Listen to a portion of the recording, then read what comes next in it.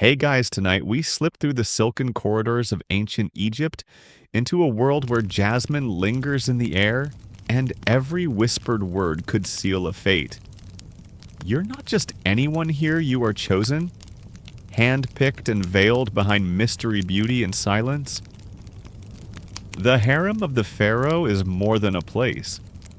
It's a palace within a palace, a living, breathing maze of rituals, rivalry, and resignation. The stone walls are warm from the day's sun, but inside they hum with cool secrecy. Women glide barefoot across mosaic floors, their golden bangles ticking like nervous clocks. And you've just arrived.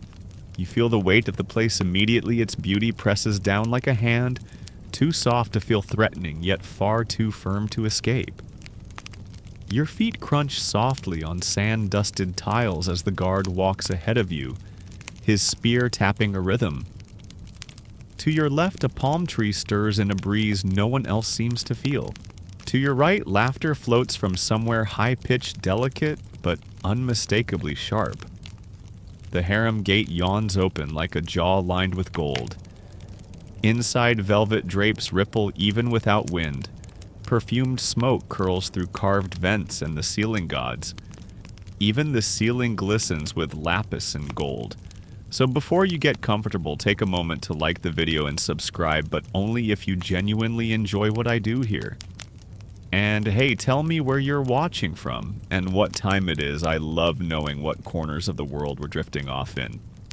Now, dim the lights, maybe turn on a fan for that soft background hum, and let's ease into tonight's journey together. The woman in front of you, taller, older skin like burnished copper turns. Her eyeliner wings stretch almost to her temples, and her gaze is lined with judgment. Fresh water, she murmurs, flicking her fingers. A servant appears as if summoned from smoke bearing a basin, scented with rose and cedar. You kneel wash and already understand nothing here is unobserved. Your belongings are gone. Not stolen, just vanished. You are a guest of the Pharaoh now. Technically a gift.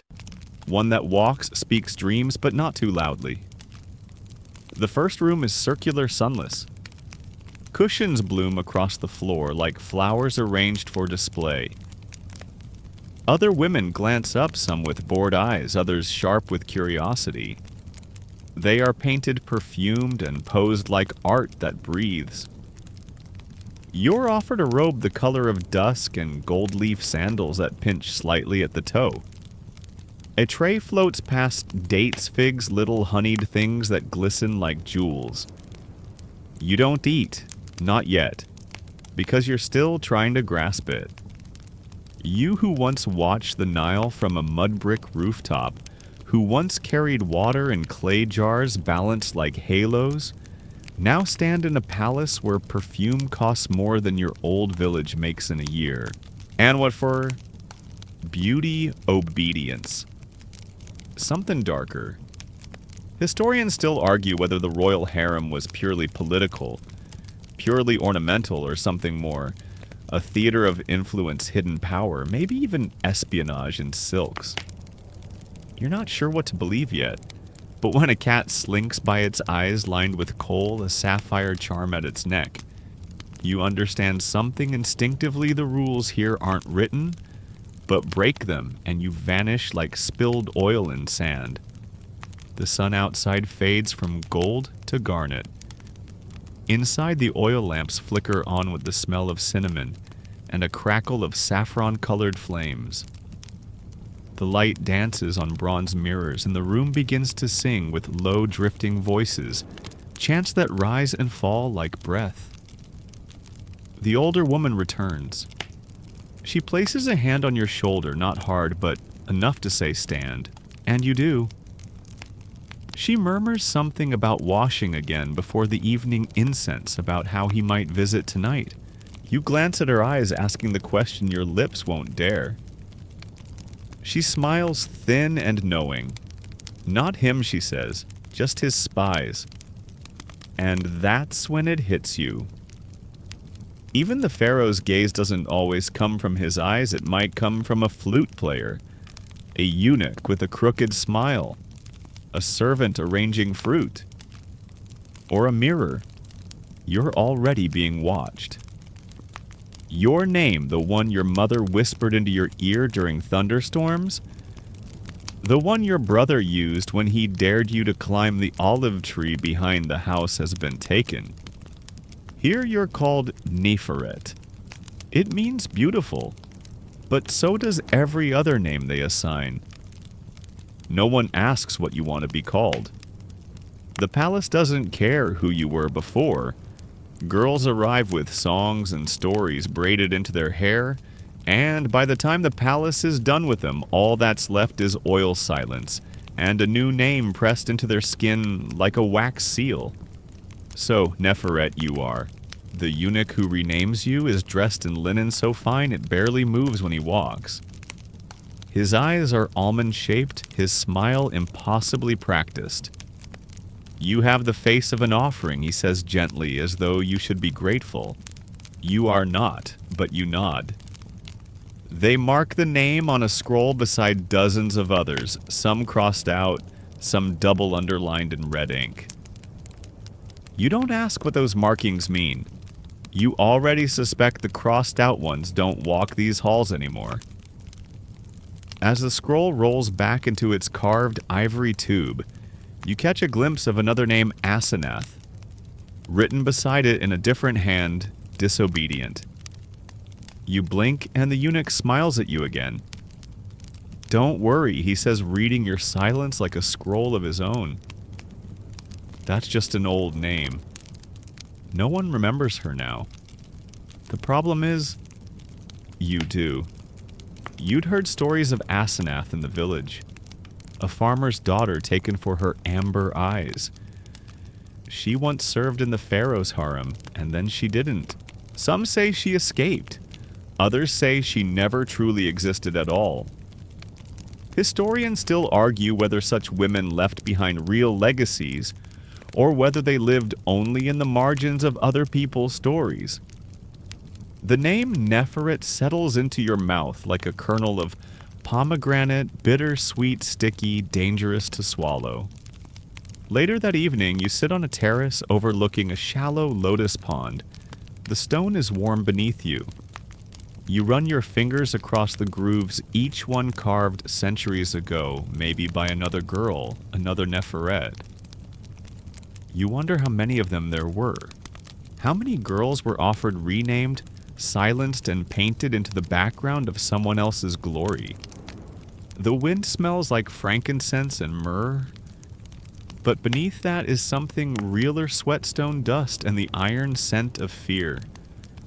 A servant appears beside you. She says nothing, just places a silver tray at your side, a brush, a pot of crushed carmine, and a mirror polished so finely you almost don't recognize your reflection. You look older already. Not in years, in edges. Your eyes have begun to narrow in thought, not suspicion. Your lips sit differently now, less soft, more sculpted. You are learning quickly the posture of survival. You paint your lips the way the other girls did. Not too thick, not too red. There are rules to even that.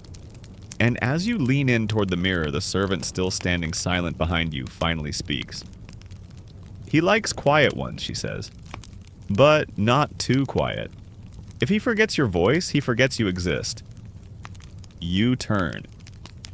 What's your name? She smiles with her teeth closed. It was Citra, she says.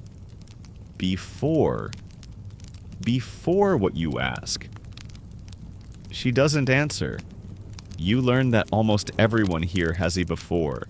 But the longer they stay, the more that before gets eroded, washed away in milk baths, braided out during hair rituals, smudged by coal-lined days where time drips slow and thick.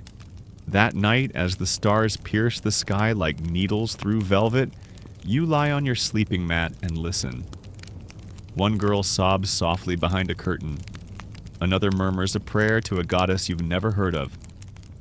A third hums a tune from the far south, a place with mango trees and red clay and wind that smells like copper, your eyes stay open, because even now in sleep you're still being watched, and if not watched, then remembered. You try the name again in your thoughts. Neferet. Neferet. But somewhere inside, under the incense and the powder and the scarab amulet they gave you at sunset, your true name is still curled tight and quiet like a secret, waiting for the right night to bloom. The next morning the air is syrupy with lotus and honey. It clings to your skin as you walk the narrow colonnade that rings the central courtyard. Marble underfoot hibiscus overhead, and eyes always eyes watching from shadowed arches. You've barely slept, yet they summon you early. Not to the Pharaoh, not yet. First you must learn, because beauty in this place is a discipline. They dress you in pale linen with edges embroidered in cobalt. Gold cuffs slide over your wrists, cool at first, then warm as they hug your pulse. Around you, other girls are being adorned like artifacts. A beaded collar here, a lotus pin there. It's all choreographed. You are being curated. A woman named Hapu stands before you. Not a concubine, not quite a servant. She's the trainer somewhere between priestess and puppeteer. Her voice is rich and dry like old papyrus. "You smell like bread," she says. "That's not good." You blink. She sighs. "We start with perfume." And so begins your education in the weapons of scent. You are led to a long hall lined with alabaster jars and bronze burners. Spices and dried flowers are piled like tiny offerings. Cinnamon bark, crushed iris, frankincense resin, a single vial labeled simply night. The perfumer, a slender man with rings on every finger, eyes you like a pot waiting to be glazed. "You'll be a jasmine girl," he announces. But not only jasmine. That's what the queen wears. He sneers slightly. "We wouldn't want to compete, would we? You wouldn't dare."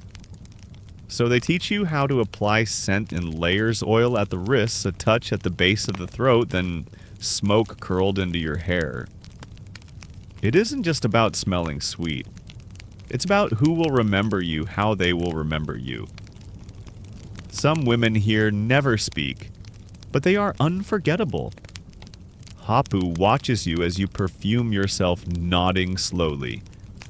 "Scent lingers longer than words," she says, "but only if you layer it right. And now that you smell like something rare and deliberate, you're escorted into the next lesson movement." There is no such thing as walking in this palace. You glide, you hover, you flow like ink from a reed pen. Hapu corrects your posture with the tip of a carved ivory stick. Straighten your back, tilt your chin. Not so far, you're not challenging him. You're inviting curiosity. It's exhausting performing grace. You spend the morning walking in circles while a girl with a harp plays scales in the background. Your ankles ache. Your smile cracks. But you keep going. Because this place has no patience for those who fall behind. Over lunch date stuffed with almonds and slices of pomegranate, you sit with 3 other girls. None of you speak much, but your eyes do. The girl across from you has a scar at her temple almost hidden beneath her braids. Another has 2 tiny tattoos inside her wrist, the Eye of Horus and a fig. You want to ask, but questions are currency. You don't have enough yet. Instead, you eat in silence. A bird perches on the edge of the fountain, dipping its beak and scattering water like little stars. Later, Hapu leads you into the gallery of mirrors, a vast echoing chamber lit by high skylights and filled with bronze panels polished to such shine you can see the future in them. You will learn how to turn your head for every kind of audience, she says. Men, women, priests, gods. You practice smiling without revealing teeth, laughing without making sound, crying without wetting your face. At one point you slip and let a real tear fall. Hapu doesn't scold you. She only whispers, "Good. Now learn to use it." You begin to understand. This isn't just grooming. It's war preparation. Because in this world, affection is ammunition. And you must be ready to strike even if you never lift a finger. That evening, after hours of being perfumed, paraded, and posture corrected, you collapse onto your sleeping mat. You smell like jasmine, cedar, and exhaustion. A girl nearby whispers to you in the dark, her voice barely a breath. "Did she show you the dance yet?" You shake your head. She giggles softly. "You'll love that part. It's the only time we get to move like ourselves." You close your eyes, too tired to wonder. But as you drift off, you realize you've been trained to become a ghost. Beautiful, scented, silent, and somehow even in sleep you feel the ghost of your old name calling softly from somewhere far behind you. The next morning begins not with sunlight, but with rhythm. A drum, soft at first, then louder. A low heartbeat echoing through the stone corridors. You rise still wrapped in linen hair heavy with the scent of last night's oil. The girl beside you, her name might be Tia, or maybe she just looks like a Tia, grins and whispers, "It's dance day." Your feet ache from the posture drills. Your thighs from endless kneeling. You're not ready. But in the harem, readiness is not a requirement. Only obedience. The training hall is already humming. Dozens of you, each draped in fabric that clings and sways, are led into the center space. High columns stretch upward where painted vultures stare down with unnervingly human eyes. Hapu is there, of course, tapping her ivory stick against her palm. But beside her stands someone new. Tall, male, wrapped in a long white robe that brushes the floor. His eyes are ringed in kohl, but he blinks slowly like he hasn't slept in a week and doesn't care. "This is Marin," Hapu says. "He will show you how to move without being noticed." "Wait," but Marin raises a hand.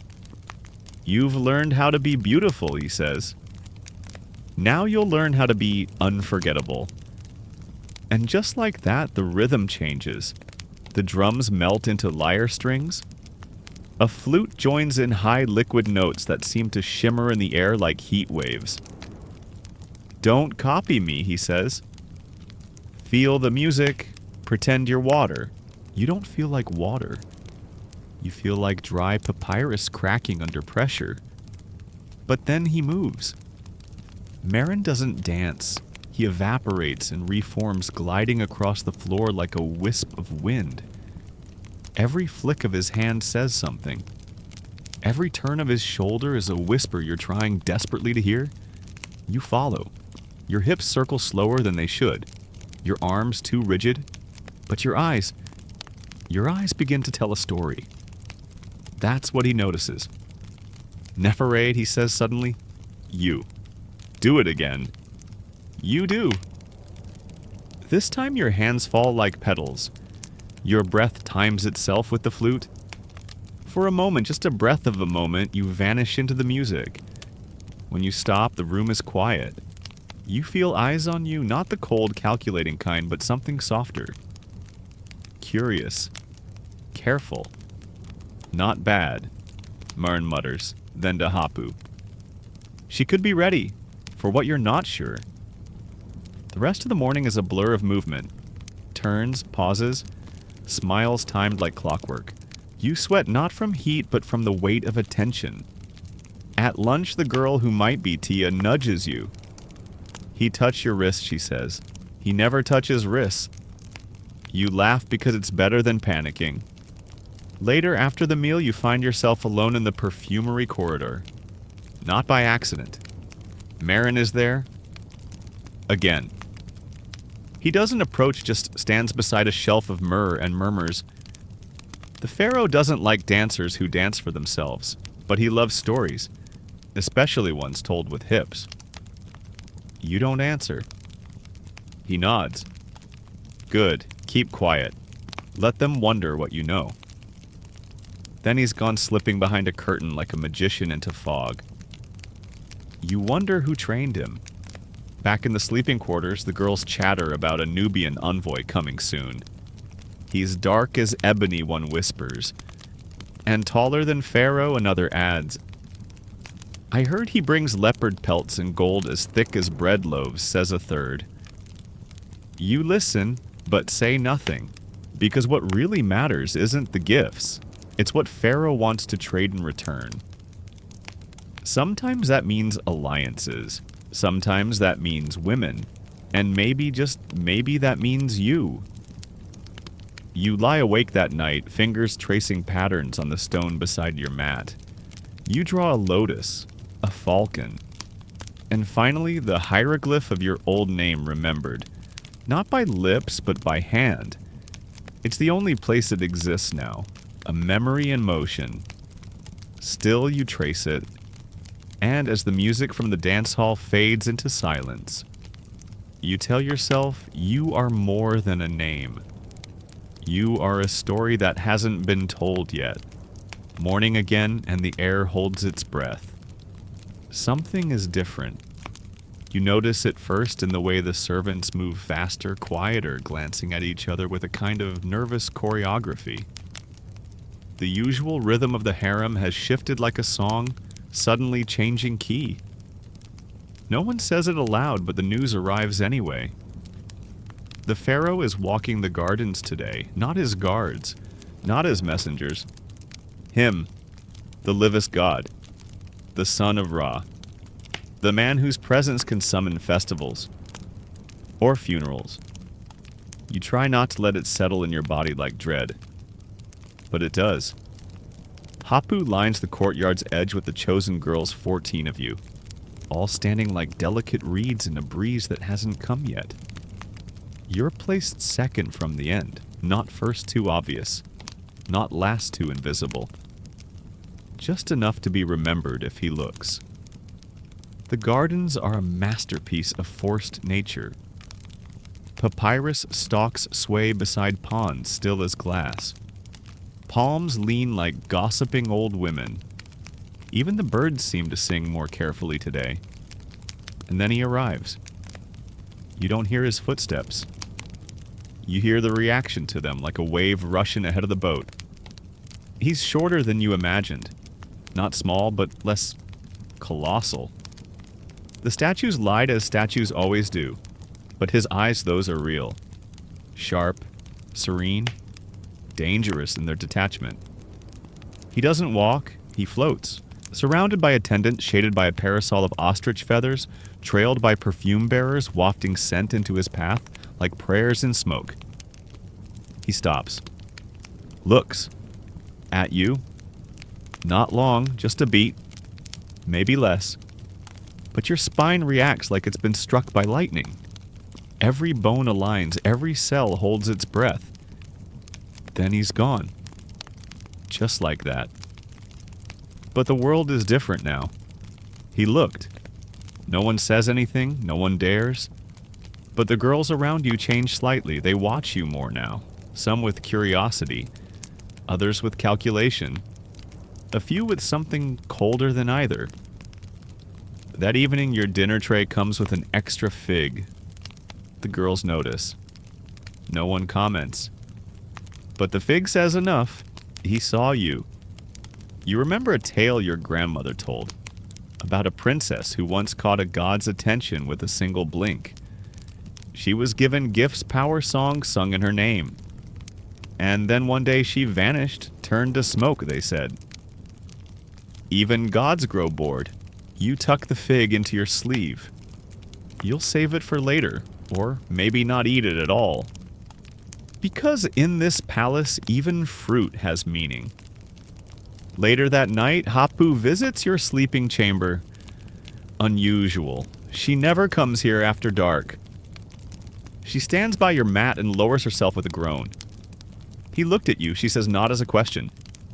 You nod. Good. Bad. Depends. She waves her hand as if swatting flies. There's a saying in the temple schools.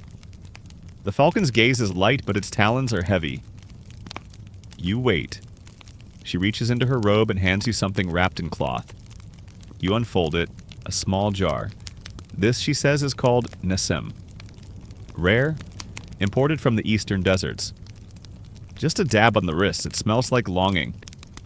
You blink. Longing has a scent. Hapu chuckles. Everything has a scent, child, even regret. She stands joints creaking and adds, you won't use it yet, but keep it. When the time comes, you'll know. The jar is warm from her hands. You hold it through the night, and somewhere between dreams you swear you feel the weight of a gaze lingering even behind closed eyes. Was it his or just the memory of being seen? Either way, you do not sleep easily, because now you are no longer just part of the background, you are part of the story. And stories once begun must run their course, whether you want them to or not. At dawn, the sun crawls lazily across the horizon, gilding the palace walls in molten gold. But you wake not to warmth or light. You wake to the sound of voices, not raised exactly. More like stretched, tight, urgent, hushed. You roll off your mat and pad barefoot down the hallway linen robe, whispering against your ankles. The other girls are already stirring tension stitched into their shoulders like embroidery. In the atrium, Hapu is speaking with a man you've never seen before. His robe is charcoal, his head shaved to gleaming smoothness, and his hands clasped so tightly they look carved from basalt. When he glances your way, you feel it, that chill, that flicker of danger pretending to be calm. Later you hear whispers. He's one of them. A watcher. Reports directly to the priests. You learn that his name is Rekhmire and he is not part of the harem. He walks between temples and palace, between loyalty and fear. And for reasons no one dares name, he wants to speak with you. You are summoned to the chamber of painted walls, small, round, and windowless. The kind of room where secrets grow. Rekhmire does not offer a greeting. He gestures for you to sit. A stone stool. Cold, just slightly off-center. You danced, he says. Not a question. You nod. The Pharaoh looked at you. Another nod. He studies you like a scroll. Did he speak no? He seems neither pleased nor disappointed. Good. For now. He steps closer. You catch the scent of something sharp cedar. No ink. He smells like papyrus and judgment. You are not here to rise, he says. You are here to serve, to obey. I understand. Do you? His eyes narrow. Many girls think attention is a ladder. But in the court of Egypt, ladders are snakes in disguise. He turns and pours a dark liquid from a jug into a tiny clay cup. Offers it. You hesitate. Drink, he says. It's only tamarind. You drink. It's sour and cold. But it leaves no mark, at least not the kind you can taste. He takes the cup, then leans in. Do not forget who owns your story, he says. And just like that, he's gone. You sit in that room for a moment longer, knees trembling. The walls around you are painted with scenes of Osiris weighing souls. You wonder what your heart would weigh. That evening, Marin finds you by the reflecting pool. His face is unreadable. I heard about the meeting, he says. You glance at him. Is he always like that? No, Marin says. Sometimes he smiles. A pause. That's worse. You both watch as a dragonfly skims the water surface.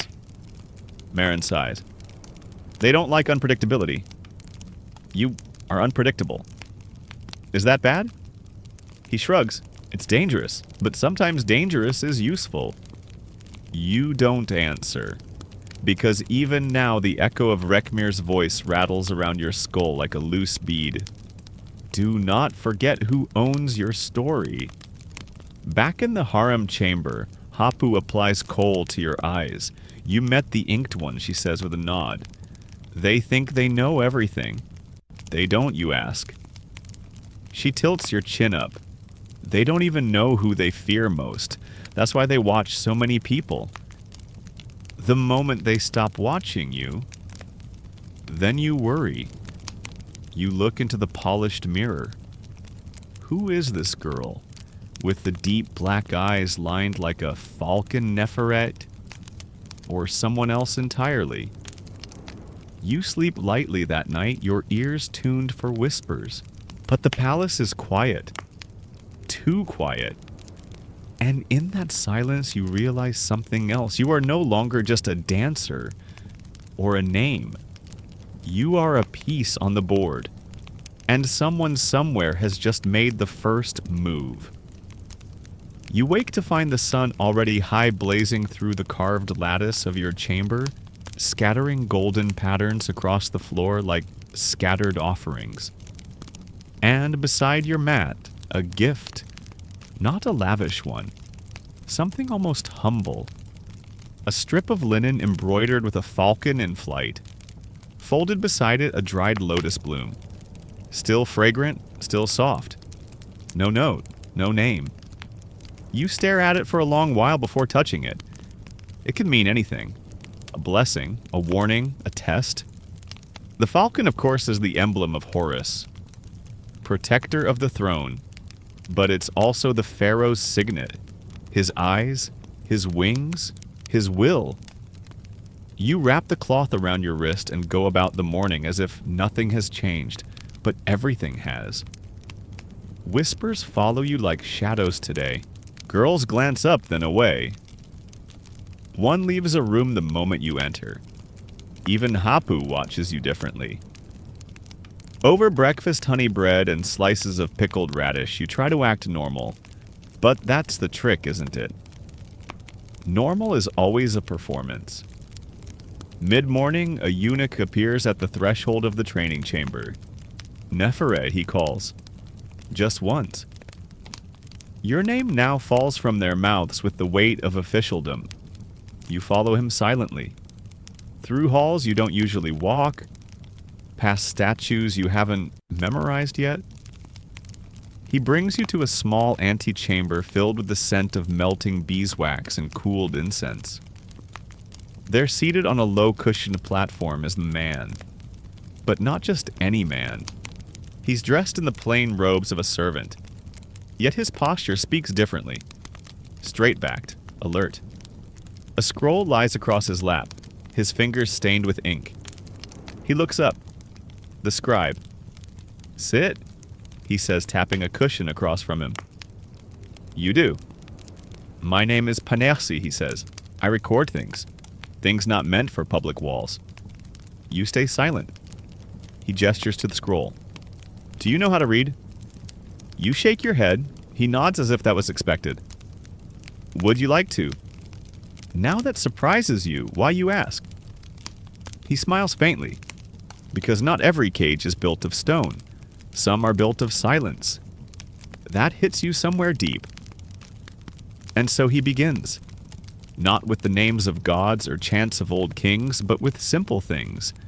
Symbols for sun, for water, for bird.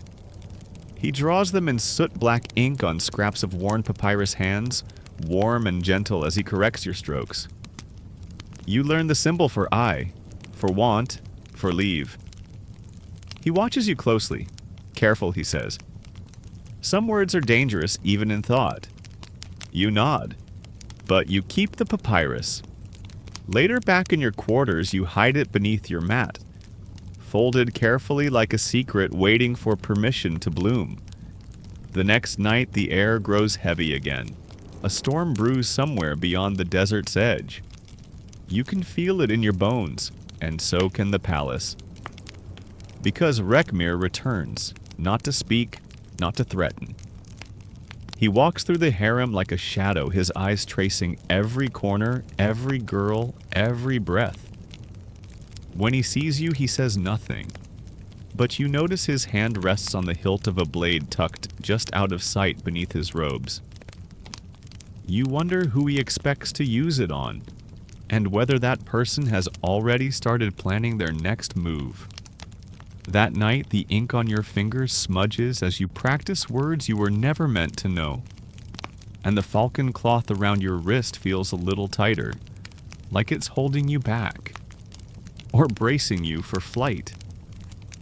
That evening, the girls gather in the scent-drenched atrium, not for training, not for display, but for something older. A ceremony of sorts. A quiet ritual that passes from girl to girl, whispered rather than announced. They call it the watching. It only happens when someone new is chosen.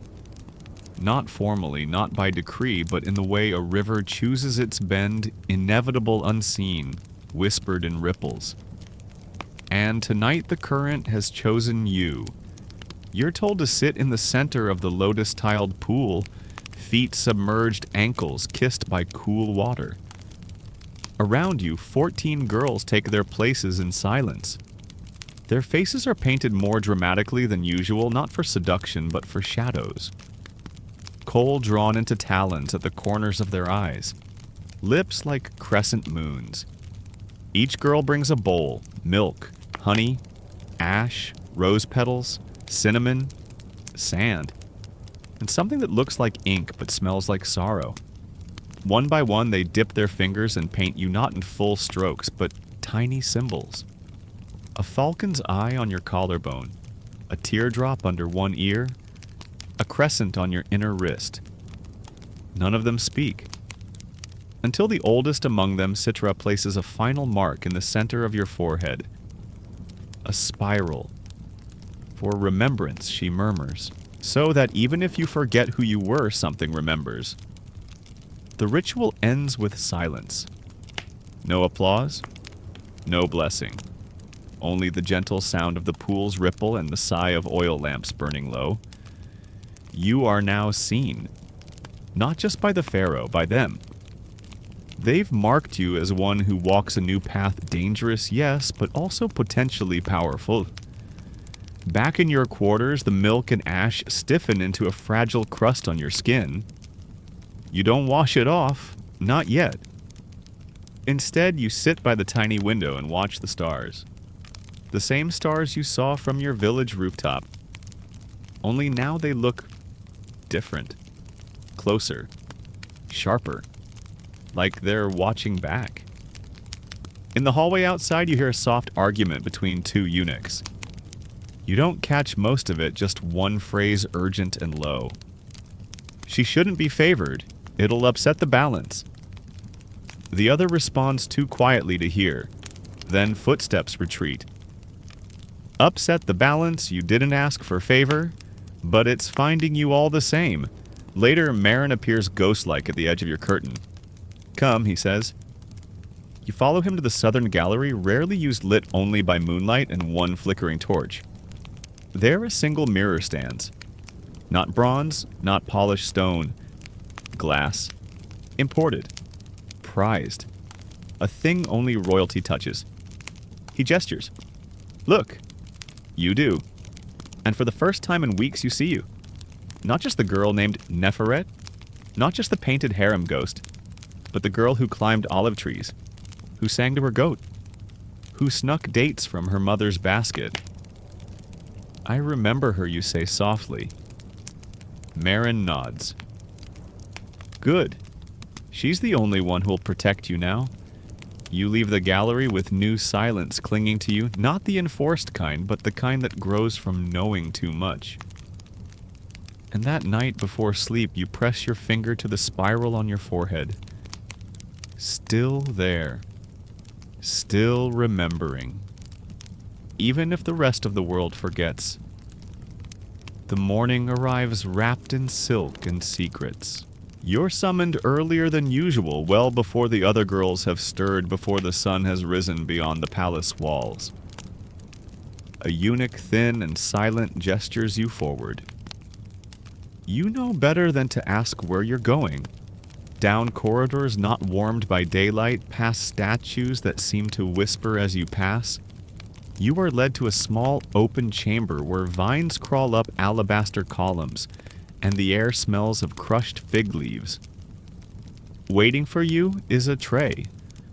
On it, fruit flatbread, a small bowl of dates, and a sealed scroll. Not papyrus. Parchment? Fine. Creamy. The seal is red wax impressed with the shape of an open palm, a symbol you've never seen before. You glance at the eunuch. He says nothing. Doesn't even blink, just waits. You open the scroll. It contains only one line. Written in a tight, slanted script, do not eat anything you did not watch prepared. Your breath stills. You look down at the tray again. The fruit glistens too perfectly. The dates are already pitted. Someone was expecting you to eat them. You stand. The eunuch doesn't stop you. He simply follows as you walk away from the garden and leave the untouched tray behind. Later, in your usual training session, you move more carefully. Not just in posture and step, but in thought. Someone wants you gone. Or maybe someone wants you warned. After all, poison isn't the only threat in the harem. Whispers kill faster. That afternoon, a group of courtiers from the provinces visits the palace. Their robes are patterned differently, more color, less formality. Their voice is louder. And among them you see her. The queen. Not the pharaoh's mother. Not some vague title. The great wife. The one they all bow to. The one who could have you exiled with a flick of her hand. She is older than you expected. Not ancient, but seasoned. Beautiful the way a sword is beautiful, precise, polished, dangerous. And when she passes you in the hall, her eyes meet yours for just a second. They are gold-flecked and cold, but what's more terrifying is that they don't blink. You shiver. Later that evening, Tia... Yes, she's definitely Tia, now leans close as you rub oil into your arms. She knows she whispers. Knows what you ask. Tia lifts one brow. That you exist. A few weeks ago that would have thrilled you. But now it feels more like someone opened a door you weren't ready for. Marin appears again near sunset, leading you into the training hall, not for posture or perfume or dance, but for silence. He places a set of clay jars before you. Which of these contains water, he asks. You sniff. Nothing. You lift one. Feels the same. You tilt it. Each one sloshes identically. You glance at him. I don't know. He smiles. Good. Neither will they. Then he nods once, almost approvingly. You're learning the most important thing in the palace. You wait. Not how to be seen, he says, but how to hide what you are even when everyone's looking. You don't understand it yet, but you will. Because that night, as the moon glows low and heavy over the palace, you receive another gift. Not fruit, not perfume. A fig. Wrapped in cloth, alone on your mat. But this one's unmarked. No ink, no scroll, just the fruit. And somehow, that feels more dangerous than all the warnings in the world. When night falls, it comes quickly with that peculiar stillness. Only palaces know where silence isn't absence, but the careful arrangement of sound behind closed walls. You sit by the lotus pond again. Your feet trace lazy circles in the water. The fig lies untouched beside you on the stone. It's soft, ripe, tempting. But you don't eat it. Instead, you offer it to the water, watch it float, then sink. It disappears without ceremony. No ripple, no sign. Like so many others here. And just as you turn to leave, a voice speaks from behind a column. Wise choice. You flinch. From the shadows steps a man you've never seen before. He's tall, dark-skinned, and cloaked in lapis-threaded linen. No ornament, no entourage, yet he carries himself like someone who expects the room to accommodate him. The fig, you ask. The watchers, he replies. They leave little gifts to see if you're paying attention. Are you a watcher? He chuckles deep and smooth. I'm an envoy from Nubia. Your pulse skips. The Nubian. The one whispered about for days. The one who brings leopard pelts and rivers of gold. He bows slightly. Name's Bakari. Don't worry, I'm not here to collect anyone. Then why speak to me, you ask? He considers this, steps closer. Because I like to know who the Pharaoh favors before she forgets her real name. I haven't forgotten. He studies you, not yet. The conversation could end there. It should. But instead, he sits on the low stone wall beside the pond, plucks a stray lotus petal from the surface, and rolls it between his fingers. You know, he says casually, in my country, concubines are chosen by their minds as well as their hips. You say nothing. Here he continues. You're all dressed like gifts, but treated like scrolls read then stored. That's not always true, you reply. No, but often enough, his words leave something in the air. A tension that's neither threat nor promise. Just truth unwrapped. Tell me something, he says. What do you want, Neferet? It's the first time someone's asked, really asked. And for a second you almost forget to lie. I want to choose my own ending, you say. He nods slowly. Then don't let anyone write your middle for you. Then he's gone. Not abruptly, not mysteriously. Just gone. Like someone who's said what they came to say. That night you lie awake listening to the frogs croak at the edges of the pond. Bakari's words repeat like prayer beads. Your own ending. You dream of home. But it's different now. The goats are gone. The roof crumbles. Even the olive tree is bare. You stand there barefoot holding the fig you threw away. It blooms in your palm. But when you bite into it, it's full of ink. You wake up with your hand clenched into a fist, empty. But the smell of lotus lingers. So does the voice. So does the choice.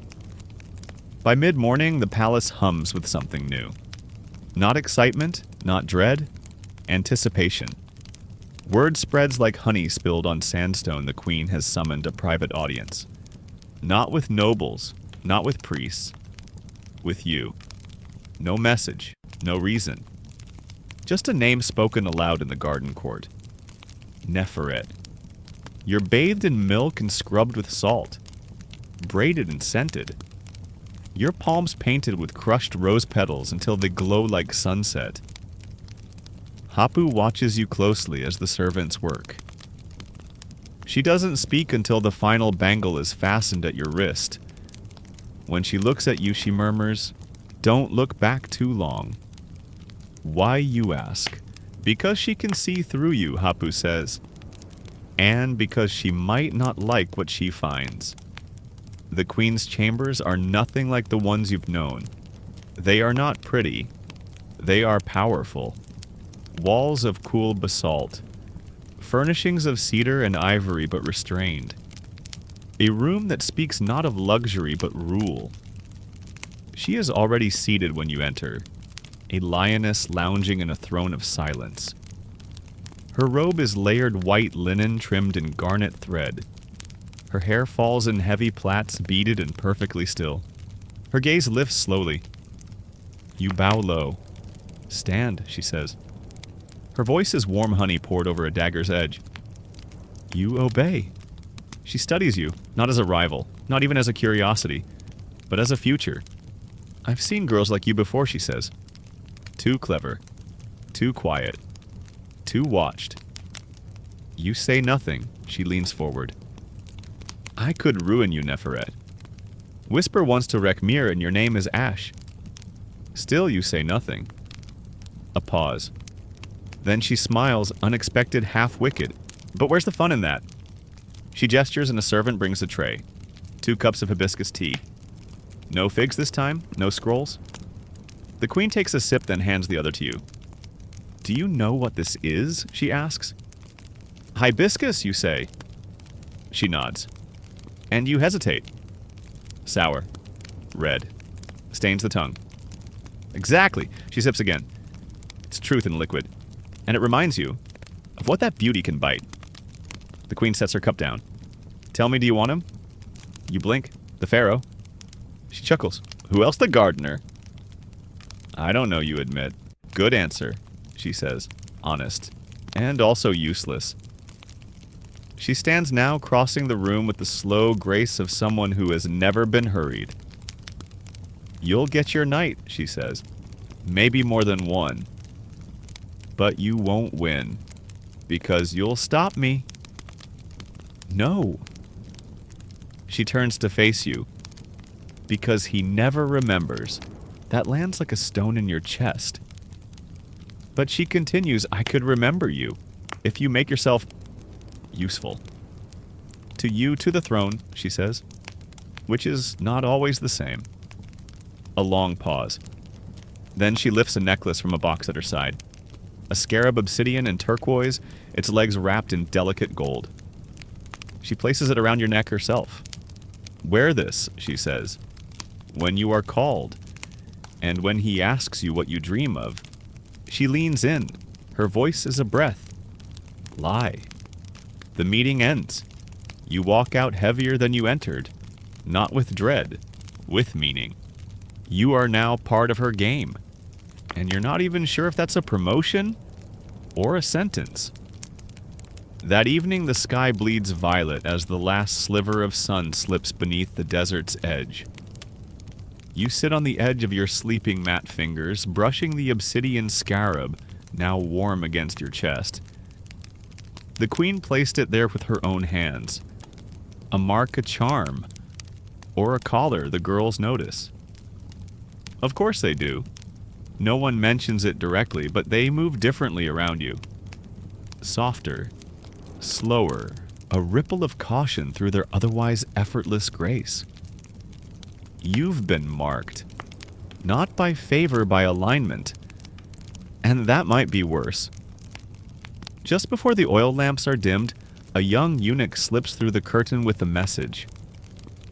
He doesn't speak. He just places a carved ivory token into your palm. A falcon. Wings unfurled. The token's meaning is clear tonight. The Pharaoh has summoned you. Not for training, not for watching. For being seen. You breathe slowly. Not because you're calm, but because you must perform calmness now. Like all things here, it is part of the role. You bathe in silence, let the perfumer choose your scent, blue lotus and smoke. You're dressed in fabric thinner than your courage. A gown, the color of dusk, with golden threads that catch the light like spider silk. Before you go, Hapu meets your eyes one last time. She presses a tiny vial into your palm. Sleep oil, she whispers. Just a drop behind your ear. He'll never know if he dreams or forgets. Why would I want that you ask? She doesn't answer. She just touches your cheek. Sometimes forgetting is kinder than remembering. You leave the harem chambers under moonlight. The walk is long and silent, save for the gentle jingle of your anklets. The guards do not speak to you. They open the doors, and inside you see him, the Pharaoh, sitting not on a throne but on a cushioned dais beside a low ivory table. No attendants, no scribes, just him. He looks up and his eyes meet yours. This time they stay. Neferet, he says, as if trying the name out like a rare fruit. Come. You do. The room is scented with resin and sandalwood. A bowl of pomegranate sits untouched on the table. A harp leans idle in the corner. He gestures for you to sit across from him. You smell like night, he says. Fitting. You offer the faintest smile. Not too bold, not too cold. He tilts his head studying you the way a man might study the surface of a still pool, trying to see if it hides depth or merely reflects what's above. Tell me, he says. What do you dream of? And in that moment, the queen's words return. When he asks what you dream of, lie. So you do. I dream of serving, you say. Of quiet gardens and long nights. Of peace. He smiles faintly. Peace, he repeats. Strange choice for someone with eyes like fire. You hold that stillness. I remember your dance, he says, voice softer now. You moved like someone who remembers what freedom felt like. You say nothing, but your silence says enough. The Pharaoh reaches forward and gently touches the scarab at your neck. The queen gave you this. You nod. She likes her symbols, he muses, though she forgets I read between them. A pause. Then, do you like it? Yes, you whisper. Lie number 2. He smiles, and just for a moment he seems almost young, almost human. Then the mask returns. You will stay tonight, he says. Not as a guest, as a page in my book. You bow your head, but inside your thoughts scatter. Page in a book, but whose his hers? Your own. You sleep barely on a cushion near his dais. Not close, but not far. And as your eyes flutter closed, you feel the scarab against your chest like a heartbeat not your own. You do not dream of peace. You dream of spirals, of falcons, of ink spilled on stone, and of a name you no longer speak whispering itself in a voice that sounds like your own from a time that feels impossibly far away. You wake before him. The Pharaoh sleeps lightly wrapped in linen the color of old ivory. One arm draped over his stomach, the other curled beside his head like a boy lost in a dream of something too far gone to retrieve. You don't move. Not because you fear waking him, though you do, but because this moment is strange. He doesn't look divine now. Not crowned in gold. Not sculpted in granite. Just a man. Breathing. Vulnerable. Mortal. You study his face? Not out of boldness, but out of curiosity. This is the face that commands armies. That decides who marries and who vanishes. That sends gifts to foreign queens and scrawls commands that change the shape of cities. And yet, here in the hush before dawn, he snores softly. For a moment, he almost seems small. You slip quietly from the cushioned bare feet, padding across marble. The door creaks faintly, an unnecessary reminder that someone always listens. A eunuch meets you outside, face-blank, hands clasped. Did he speak in sleep? No. The eunuch nods. Then he will remember. You want to ask what that means, but the corridor is already swallowing your question.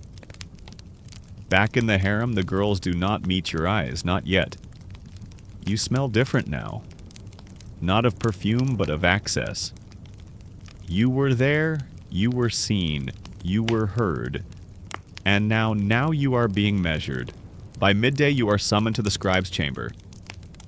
Panesi sits hunched over scrolls, muttering to himself in syllables that don't quite belong to the living tongue. He doesn't look up, so he says, he saw you, spoke to you. Yes. Did he believe your lie? You stiffen. Panesi finally glances up, amusement flickering at the corners of his mouth. Relax. I'm not one of them. You say nothing. He dips his reed into ink, scribbles something fast, then slides a fresh piece of parchment your way. A new glyph. You don't recognize it. It means mask, he says. One of the most important words in this palace. Why, you ask? He smirks. Because everyone wears one, but only a few know how to remove theirs without bleeding. You practice drawing the symbol until your wrist aches. Later, Tia joins you in the bath chamber. She says nothing at first, just pours oil over your shoulders with hands softer than usual. Then, did he ask what you dreamed? You nod. And did you lie? You hesitate.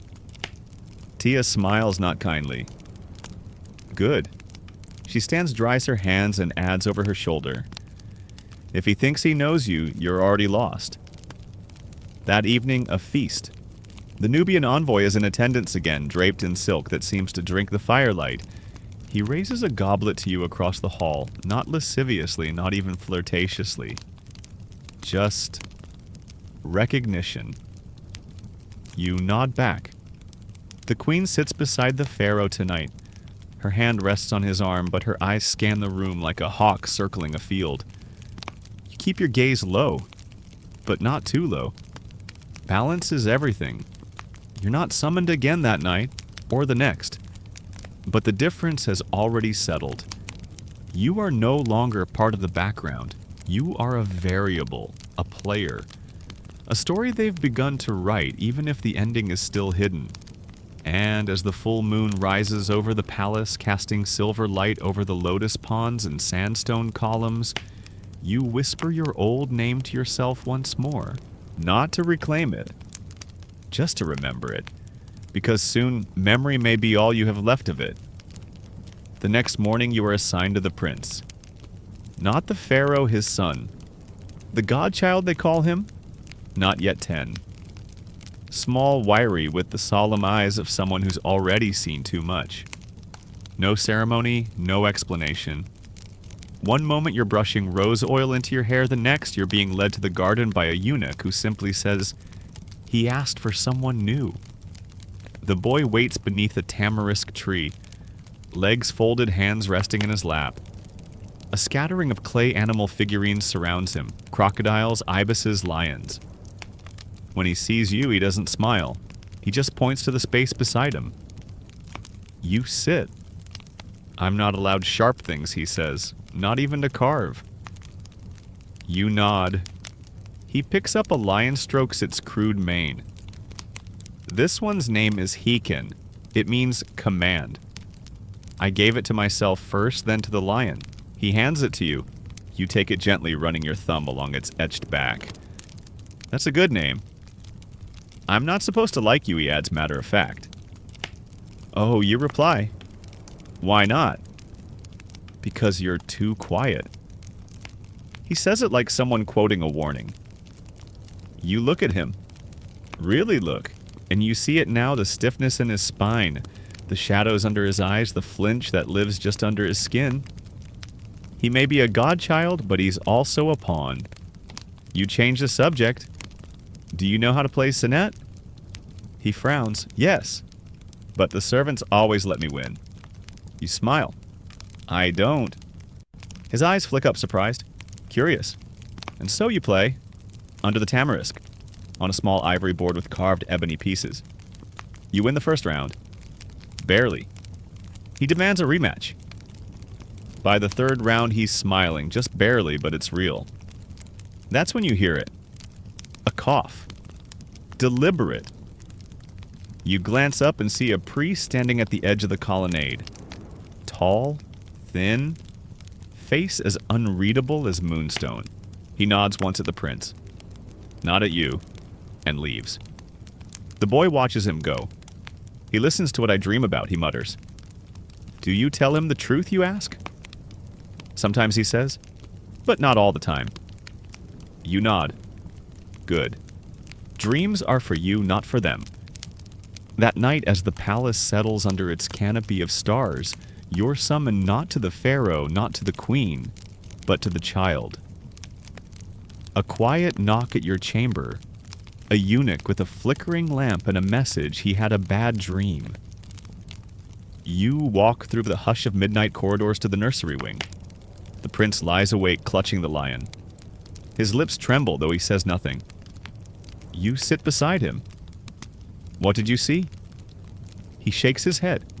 It wasn't mine. It was someone else's. You tilt your head. Someone else's dream. He nods. And that's when the chill runs down your spine. Because some in the palace whisper that the Godchild is touched. That he sometimes dreams things before they happen. Or worse, dreams things others are trying to hide. You smooth his hair back. It's just a dream, you whisper. It'll pass like a cloud, but you don't believe it. because in this palace, clouds cast shadows long before they arrive. You stay with him until he sleeps again. On your way back, you pass the same priest in the hallway. He nods once more. Still not at you, but this time his mouth curves into something that might be a smile. And you don't like it, not one bit. Sleep doesn't come easily after that. Not when your thoughts are tangled like the linen sheets beneath your legs, and not when dreams brush too close to truth. In the hour before dawn, you do something reckless. You visit Penesi. The scribe keeps odd hours, and perhaps that's why his lamp is already burning when you arrive at the shadowed threshold of the archive chamber. He doesn't look up from his scrolls. The gods favor early risers, he murmurs, voice flat. Or perhaps they just enjoy watching us stumble in the dark. You step closer. I need a name. Penesi's quill pauses. You already have one. No, I need the old one. That makes him look up. Really look. The silence stretches. He taps the end of his reed quill against the scroll. Why? Because I don't want it to disappear. Penesi leans back, the wooden stool creaking beneath him. Do you think names live forever? You nod. If someone remembers. He studies you a long moment. Then he sets down the scroll and gestures you forward. From a locked chest, he retrieves a small parchment folded, aged edges worn. He places it before you. It's blank. Until he dips his finger into a bowl of lotus oil, traces across the page, and breathes softly. Like magic, though, you know it's not a name appears. Your name. Not Nefere. The name you were born into. The one whispered over your cradle. The one shouted across sunlit courtyards by your brother, your mother. The neighbor who sold goats. You see it and you nearly cry. But you don't. Because even memory has rules here. Penesi folds the parchment and slips it into your palm. You'll lose many things here, he says. But don't lose that. Even if no one calls you by it ever again. You return to your quarters just as the sky begins to warm. Tia is waiting. She's seated on your mat, cross-legged, her eyes sharp despite the hour. You're not the only one who remembers things she says. You freeze. Tia holds something between her fingers, a scrap of papyrus. Yours. From your writing practice.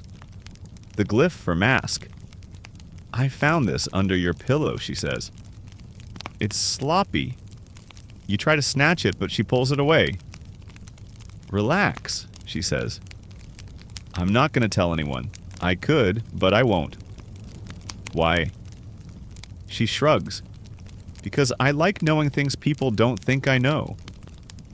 Then she leans in, lowers her voice. Besides, you'll need someone on your side soon. He's growing tired of the queen. The Pharaoh. She nods. He's watching the dancers again. Asking questions. That means someone's about to fall out of favor. And she'll blame me, you whisper. She'll use you first, Tia replies. Then blame you. You both sit in silence. There's no comfort in the warning, only the truth. Later that day, you receive another scroll, this time from the prince. 3 words. You didn't lie, you're not sure what it means. But that night, you don't sleep. You sit by the window, fingering the folded parchment with your real name inside. And you realize something terrifying. Every day you remain here, the name Neferet grows louder. And the name you came with grows quieter. You wonder which one will survive, if either. A week passes, but time here is a strange thing. It doesn't move in hours or days, it moves in glances and summonses in the way someone says your name, with a little more or a little less weight. The Pharaoh hasn't called for you again, which is either a blessing or a warning. Instead, whispers flutter around you like flies around fruit. You're too visible, too quiet, too watched. You keep your distance from both the queen and Tia. You trust them equally now, which is to say, not at all. And then one evening, a scream. Sharp, brief. Cut off mid-breath. The kind of sound that should echo but doesn't. You and the other girls freeze. For a moment, the harem becomes a single breathless creature listening. It came from the north corridor, but no one runs. Because in the palace, running means curiosity. And curiosity is the first step toward disappearance. Instead, Hapu enters moments later, face stone still. She speaks only 2 words. Back to quarters. You obey, everyone does. But that night a name doesn't appear from morning roll. Kemi, a young girl, always smiling. Too naive for this place. You ask nothing, but your stomach turns when her perfume still lingers on the pillows. By morning, her mat is gone, her name scrubbed from the scroll. The harem is not a home, it is a rotating stage. And sometimes the actors vanish mid-scene. 2 days later, a statue in the temple bleeds. Not metaphorically, not poetically. Actually bleeds, or at least that's the word spreading through the palace. A statue of Hathor, goddess of love and beauty. Red streaks down the cheeks, no explanation. Panic ripples like fire through dried papyrus. Priests gather, so do whispers. Some say it's a bad omen. Others say it's a blessing misread. But in the harem among the girls who paint their eyes like falcons and move like wind over sand, the bleeding statue means one thing only.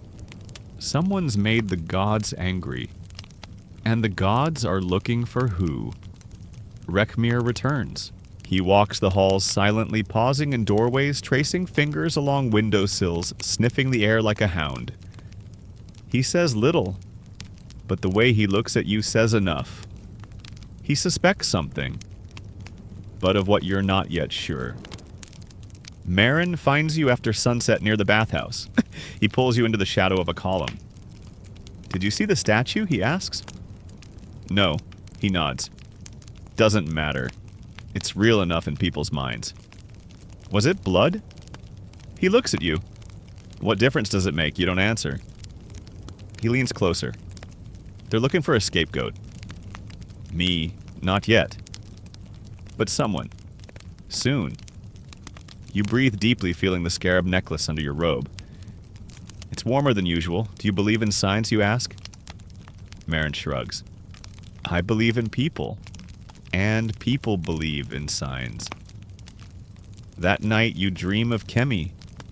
She's in the lotus pond, floating, eyes wide open. But when you reach to help her, your hands pass through water thick as resin. You wake gasping, your pillow damp. Your hands clutching the parchment with your real name, now crumpled edges torn. You smooth it out again and again, like you're trying to keep something from vanishing. And somewhere in the walls beyond your chamber, you swear you hear stone cracking. Like something ancient has begun to shift. And it's heading straight for you. The next morning, Hapu finds you sitting alone beside the reflecting pool, fingers trailing circles in the water like you're trying to scry something buried just beneath the surface. She doesn't ask permission, she never does. Just sits beside you with the slow heaviness of someone who's seen too many endings. She was too bright, Hapu says. You don't ask who, you already know. Kemi laughed too easily, she continues, voice flat. The palace doesn't like that. You want to scream or cry or do something. But instead you only whisper. What happened to her? Hapu's lips press into a line so thin it's barely a shadow. She asked a question. The wrong one. At the wrong time. To the wrong person. That's it. That's her eulogy.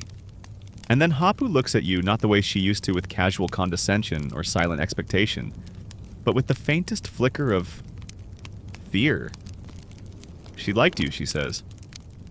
I know, you should be careful. Proximity to love is often mistaken for guilt. You nod, slowly. Because what else can you do in a palace that erases people like smudges on a scroll? You spend the afternoon helping the perfumer arrange scent jars, trying to anchor your mind to anything real. He lets you crush petals and measure oil.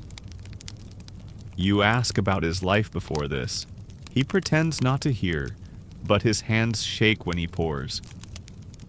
That night, as the moon coils above the palace like a silver serpent, you slip away to Panessi's chamber. You don't knock, he doesn't flinch.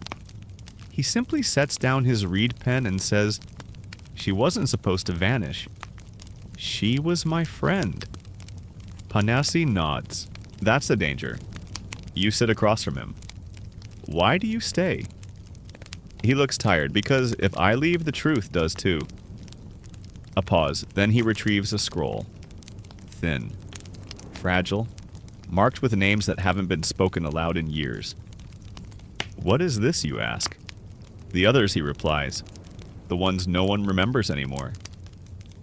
The list is long. Too long. You trace your fingers down the parchment, whispering each name like a prayer. Panessi watches you with something that might be hope or might be sorrow. If no one remembers, the palace wins. You nod, and tuck the scroll inside your robe. Not to keep it, to protect it. Because it's the only tombstone they'll ever get. That night, you return to your chamber and hide the scroll beneath your sleeping mat beside the parchment with your real name. 2 lives. 2 truths. Both at risk. As you close your eyes, you feel something shift. Not outside, inside. Like a rope pulling tight. Like a door creaking open. You dream of fireflies dancing above water. Of voices speaking in forgotten tongues. And of a statue Hathor bleeding again. But this time she turns her head and looks straight at you. And smiles. Morning breaks with a low murmur in the stone. Not from people from the palace itself. The air feels heavier. Denser.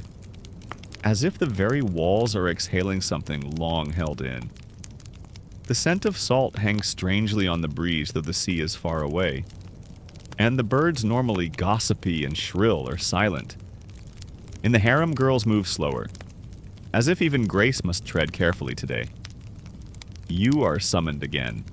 But not by the Pharaoh. By the High Priest of Thoth. A rare thing. Unprecedented. Even Hapu raises an eyebrow. Why would he want a girl from the harem? You don't answer. You don't know. But you do know the priest. Ser Hotep. The man with the ink-stained fingertips and the eyes that weigh. You've seen him before, lingering behind Rekhmire, observing the Godchild, always watching. Now it is your turn to be seen. You're led to a stone chamber beneath the temple library. A place where air does not move and the walls do not echo. He waits for you there. Alone. No guards. No attendants. Just a single oil lamp flickering between you. Neferet, he says, as if tasting the name. Or is that truly your name? You meet his gaze. It's the one I was given. He nods. Good answer. He gestures to a bench. You sit. Do you believe in fate? He asks. A loaded question. I believe in patterns, you reply carefully. Even sand leaves marks when wind repeats itself. That makes him smile just slightly. We found a jar under the bed of a girl who recently departed, he says.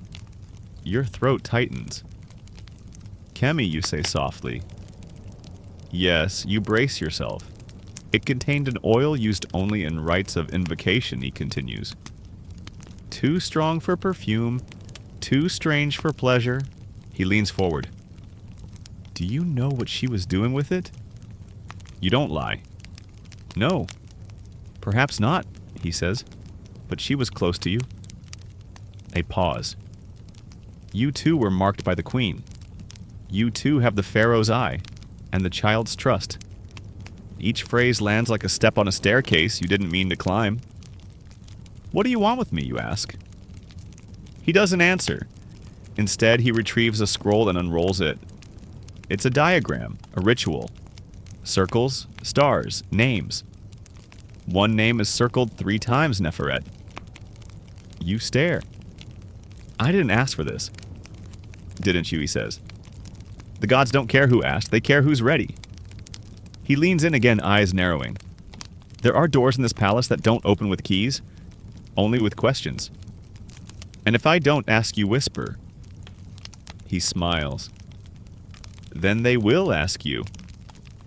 You leave the chamber trembling, not because of fear, but because something in you has stirred. A thread pulled loose, a knot undone. Back in the harem, a package waits on your mat.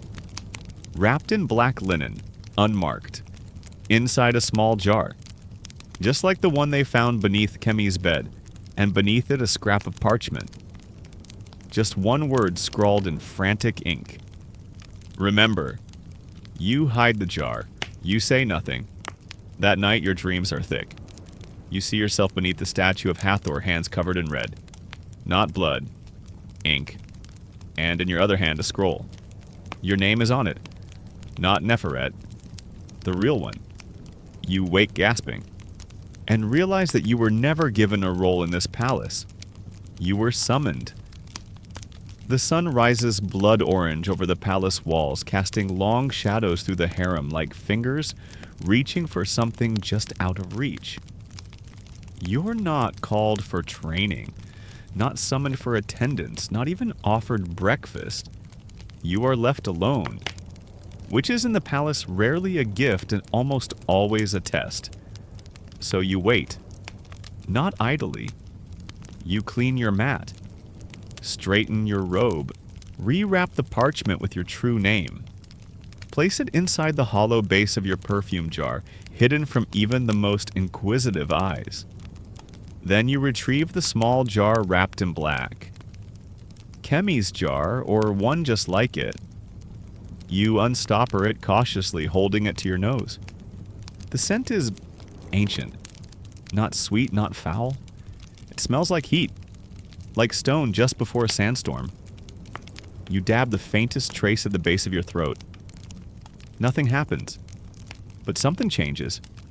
Not in the room, in you. The air grows thick. Still. And when you glance at the curtain, it sways once, though no wind moves. A coincidence, maybe, or a warning. Later that morning, you wander into the quiet courtyard hoping to escape notice.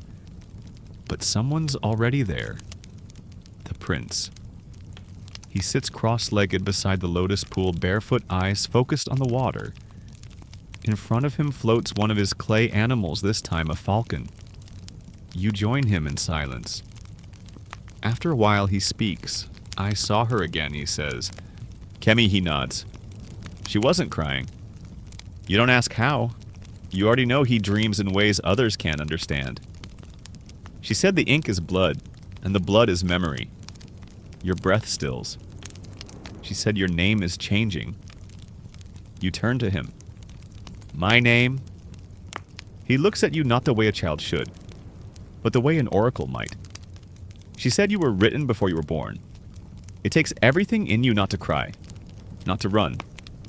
Instead you say, do you believe her? I don't have to, he replies. It's already happening. He holds out the falcon to you. It's for you now.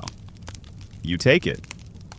A small clay bird etched with lines that don't look like decoration, they look like language. Later that day, you ask Penexi what it means. You show him the falcon, the lines. He goes pale. These aren't decorations, he whispers. They're part of the ancient tongue. The prescript. You blink. From before the glyphs, he nods.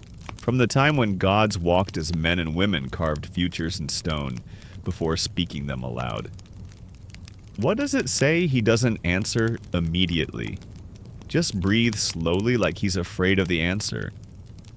Then he says, it's a warning. A warning he meets your gaze. It says she who carries this will be both door and key. You don't sleep that night. Instead, you sit beside your lamp staring at the little falcon. Door and key.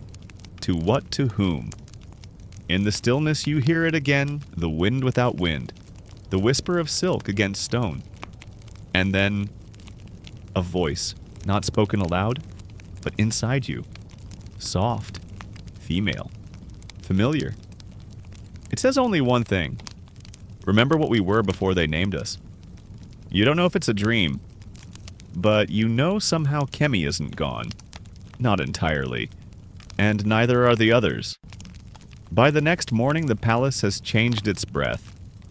It inhales you differently now, more cautiously, more curiously, as if it's beginning to realize you don't quite belong to it the way the others do.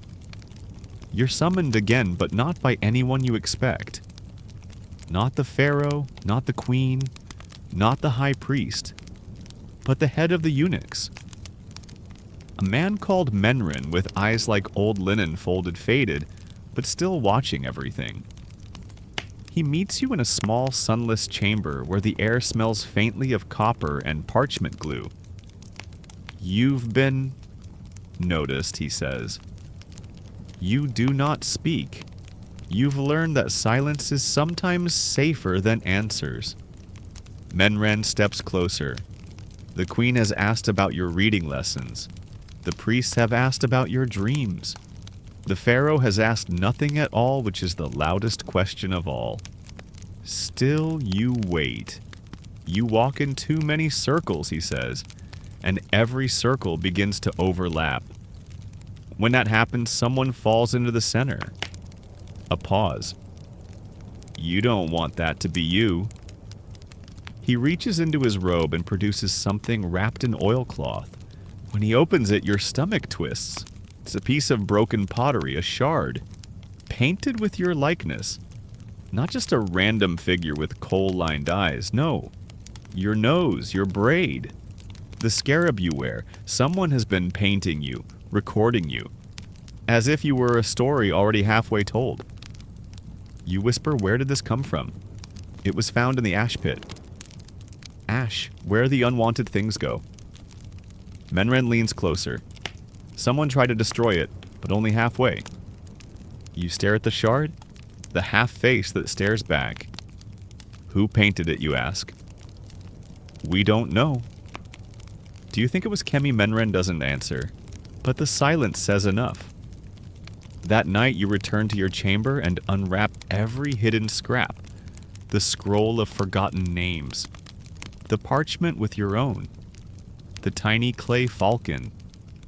They don't fit together, not yet. But they hum with the same vibration like a song you've heard in dreams but can't yet sing. You light a single lamp and stare at the scarab around your neck. It feels heavier now. Not like a necklace, but a lock, and perhaps the key. You think of Serhotep's words, doors that open only with questions, so you start asking. In your mind, aloud, softly, who remembers the girls who vanish? What did Kemi see before she was taken? Why does the Godchild dream your name? Where does power sleep when it grows tired of being watched? And when will someone finally name what you already know? That this is not just a palace. It is a maze, a temple, a mouth, and you are walking closer to its throat.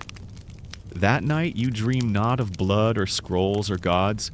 You dream of a room without doors, a voice behind you whispering your name. Not Nefereh, the real one. And when you turn, you see her. Kemi. She does not speak, but she nods once. And you understand. The next move belongs to you. You awaken before dawn, heart-hammering breath shallow like you've run from something that only exists in dreams, but still manages to leave footprints behind.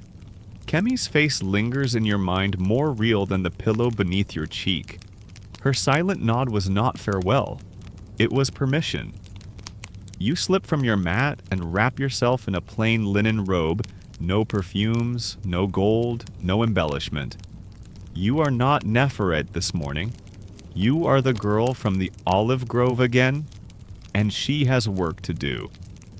By the time the sun licks the palace walls in its slow, molten crawl, you're already at the southern quarter where the scribe halls and record vaults sleep beneath their sandstone blankets.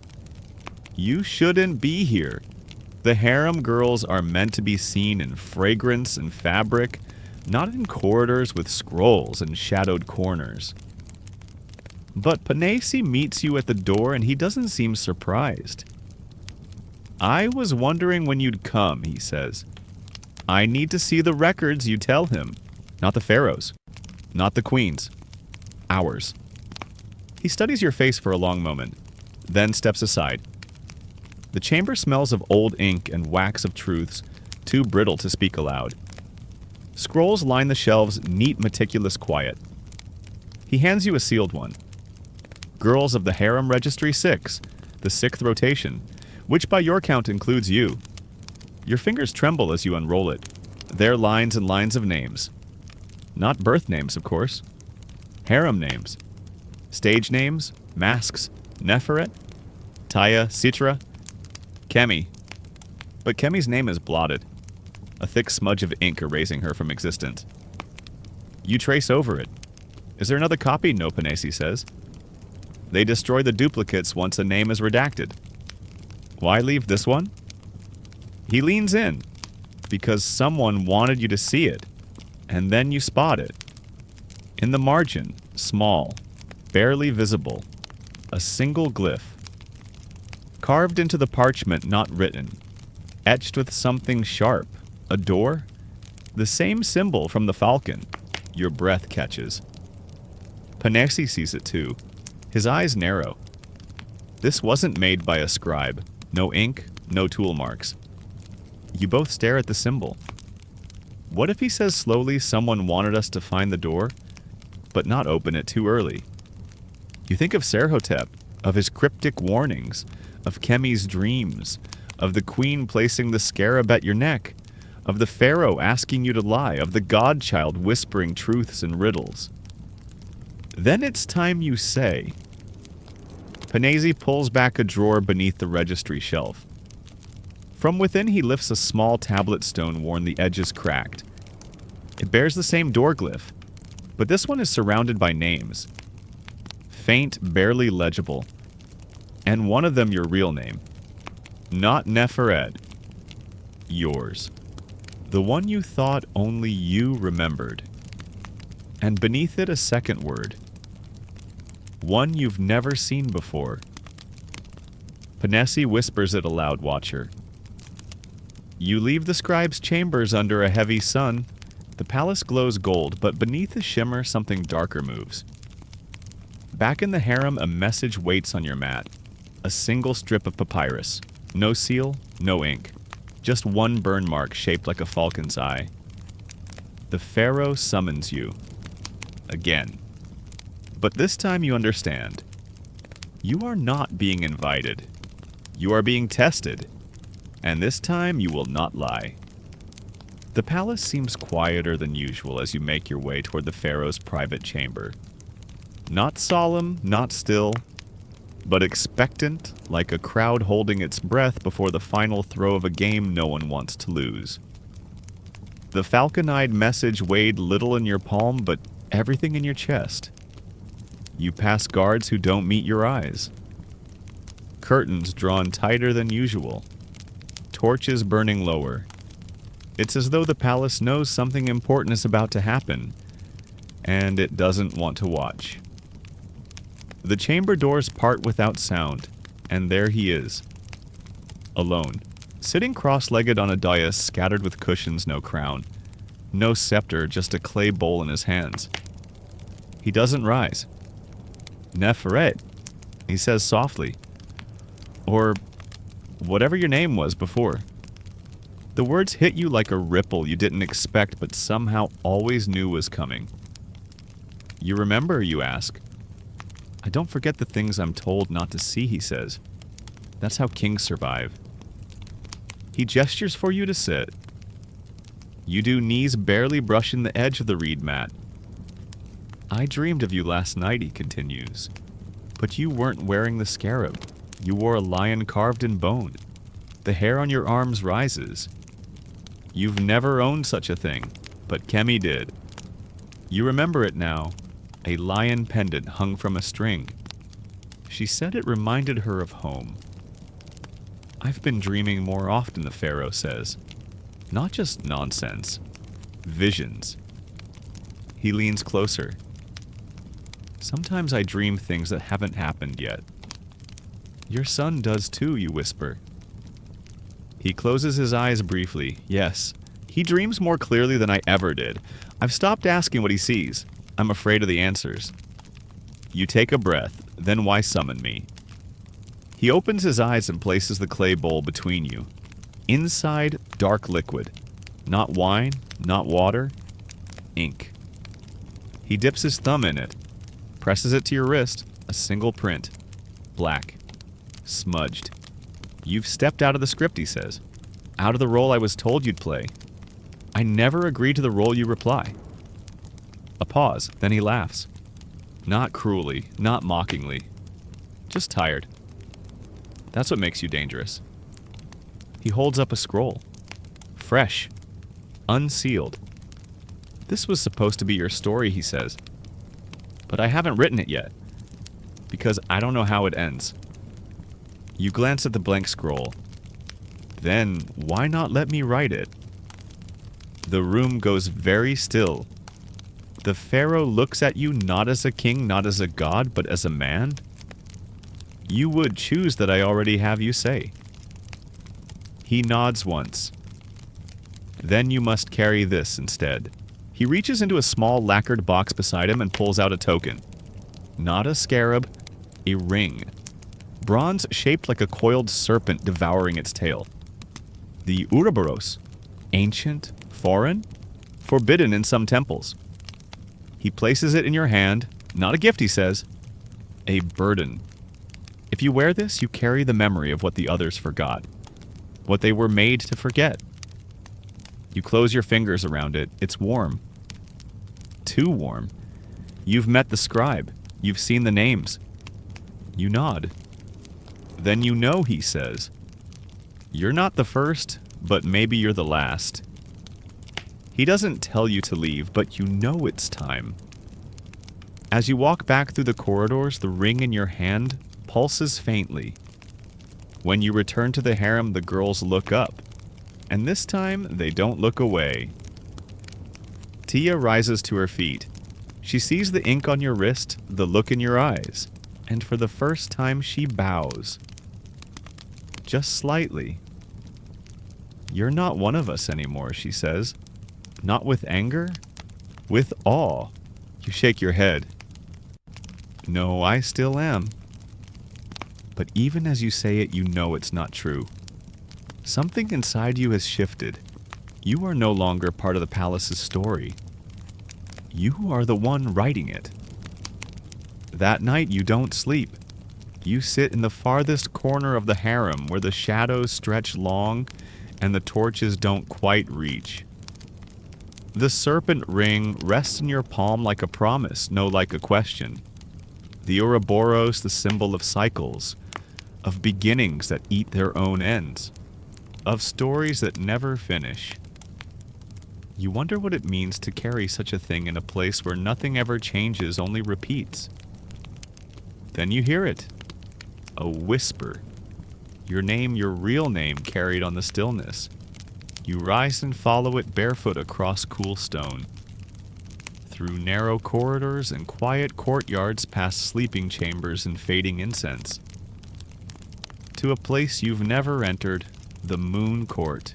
An open-air enclosure hidden deep within the palace, rarely used, now its columns cracked, its pool long dried. And there, standing at the center like a statue that forgot how to stop breathing, is Serhotep. He does not turn to look at you. You brought the ring, he says. You nod. He gestures to the cracked tiles at his feet. Do you know what this place once was? You shake your head. This is where the first names were given, he says. before temples, before pharaohs, before paper. He looks at you now, and now it may be where the last true name is remembered. You step forward. The stone hums beneath your feet. He reaches into his robes and pulls out a disc bronze, smooth engraved with ancient script you can't read. He places it on the altar in the center. This disc is older than this kingdom, he says. It carries a question, one that can only be answered by someone who remembers who she was before she was written into someone else's story. You feel your heartbeat slow. You think that's me, I don't think, he says. I dream. He presses the disc into your hands. The metal burns, but you don't drop it. You clutch it until the heat becomes a pulse, and the pulse becomes rhythm, and the rhythm becomes voice. A woman's voice. Yours, but older, deeper, wiser. It says you are the echo of those who were never named, the thread through the lost pages, the ink that refused to dry. Your knees buckle. You drop to the ground, tears carving the lines down your cheeks. Serhotep doesn't comfort you. He doesn't speak. He witnesses. And when you finally rise again, you are still shaking, but you are whole. Not Neferet. Not entirely. But not only her. You are the girl from the village. You are the concubine who danced for kings. You are the page that should have been burned but wasn't. You are all of them. Serhotep nods once. Then it has begun. What has you whisper? But he's already gone, swallowed by the shadows beyond the archway. You stay in the moon court until dawn bleeds pink over the palace walls. And when you return to the harem, something has changed. You pass a girl polishing a brass mirror. She freezes, staring at your reflection, not in fear but reverence. Another whispers to a friend, "Did you see her hands? They're inked." You glance down. They're right. The serpent ring has left a mark. Faint like smoke curled around your fingers, twisting across your palm. A new script, a new language, a beginning.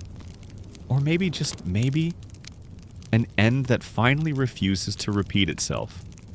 The day unfolds slowly like parchment softened by age. No summons, no whispers, no eyes following your every move. The palace pretends you're ordinary again, but you aren't.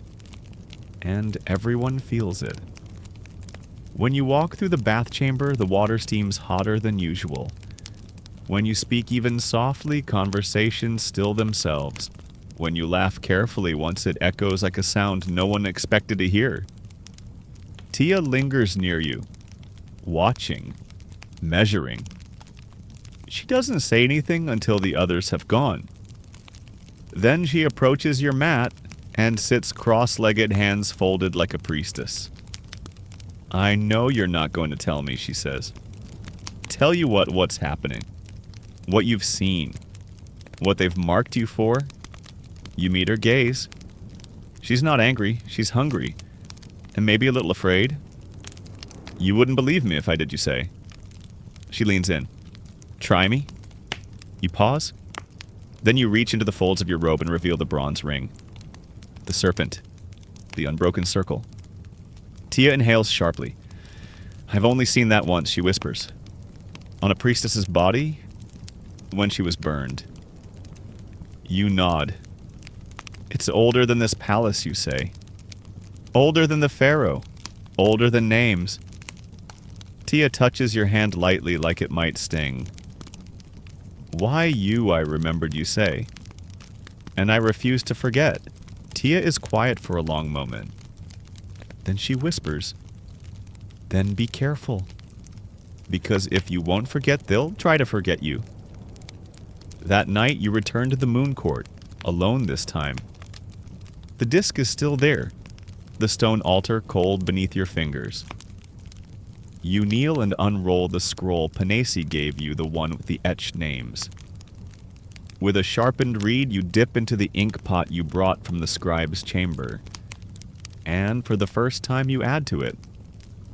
Your name, your real name, no longer hidden, no longer folded in the base of a perfume jar, written in your own hand. The ink bleeds slightly on the old parchment, as if the page was thirsty for it. Above your name you write another Kemi, then Asenath, then Sitra, then the girl with the scar at her temple whose name you never learned but whose story you remember in fragments. And then beneath all of them you write something new, not a name, a sentence. We are still here. The wind stirs. The columns moan softly like breath escaping a long-held lung. And in the distance you hear it. Not a voice, not a word, a drum. Slow, steady, coming from beneath, from below the palace. You close your eyes. You remember what Serhotep said, doors that do not open with keys, only with questions. You are full of questions now. And finally, the door's beginning to move. The next day it rains, not a drizzle. Not the kind of mist that sometimes kisses the palace gardens in early spring. This is real rain sheets of it cascading down sandstone walls, drumming on the tiled roofs, turning courtyards into shallow pools of reflection. It hasn't rained like this in years. Even the oldest eunuchs pause in the corridors, staring up at the sky as if the gods have changed their minds about something. You too stand beneath an overhang arms wrapped tight around yourself. The water seems to cleanse more than just the dust from the palace stones. It strips silence, washes lies, awakens things you hoped would sleep longer. Tia joins you, barefoot soaked, laughing softly. Maybe the gods are crying, she says. You glance at her. Or warning, she sighs. They're always warning. They just don't say what about. Later that afternoon, you return to the moon court. Something calls you there now, like tied to shore. But this time you find someone waiting. Not Serhotep. Rekhmire, the Watcher Priest. The one who never says more than he must. He doesn't stand in confrontation. He kneels, hands resting on his thighs. Back straight. He's been expecting you. You stop a few feet from him. Say nothing. Rekhmire speaks first. You've opened it, haven't you?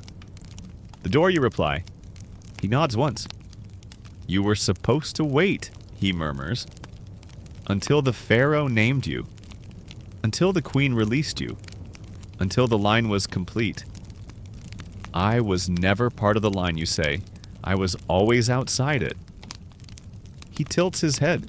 That's exactly why you're dangerous. You crouch beside the altar. Unfurl the scroll.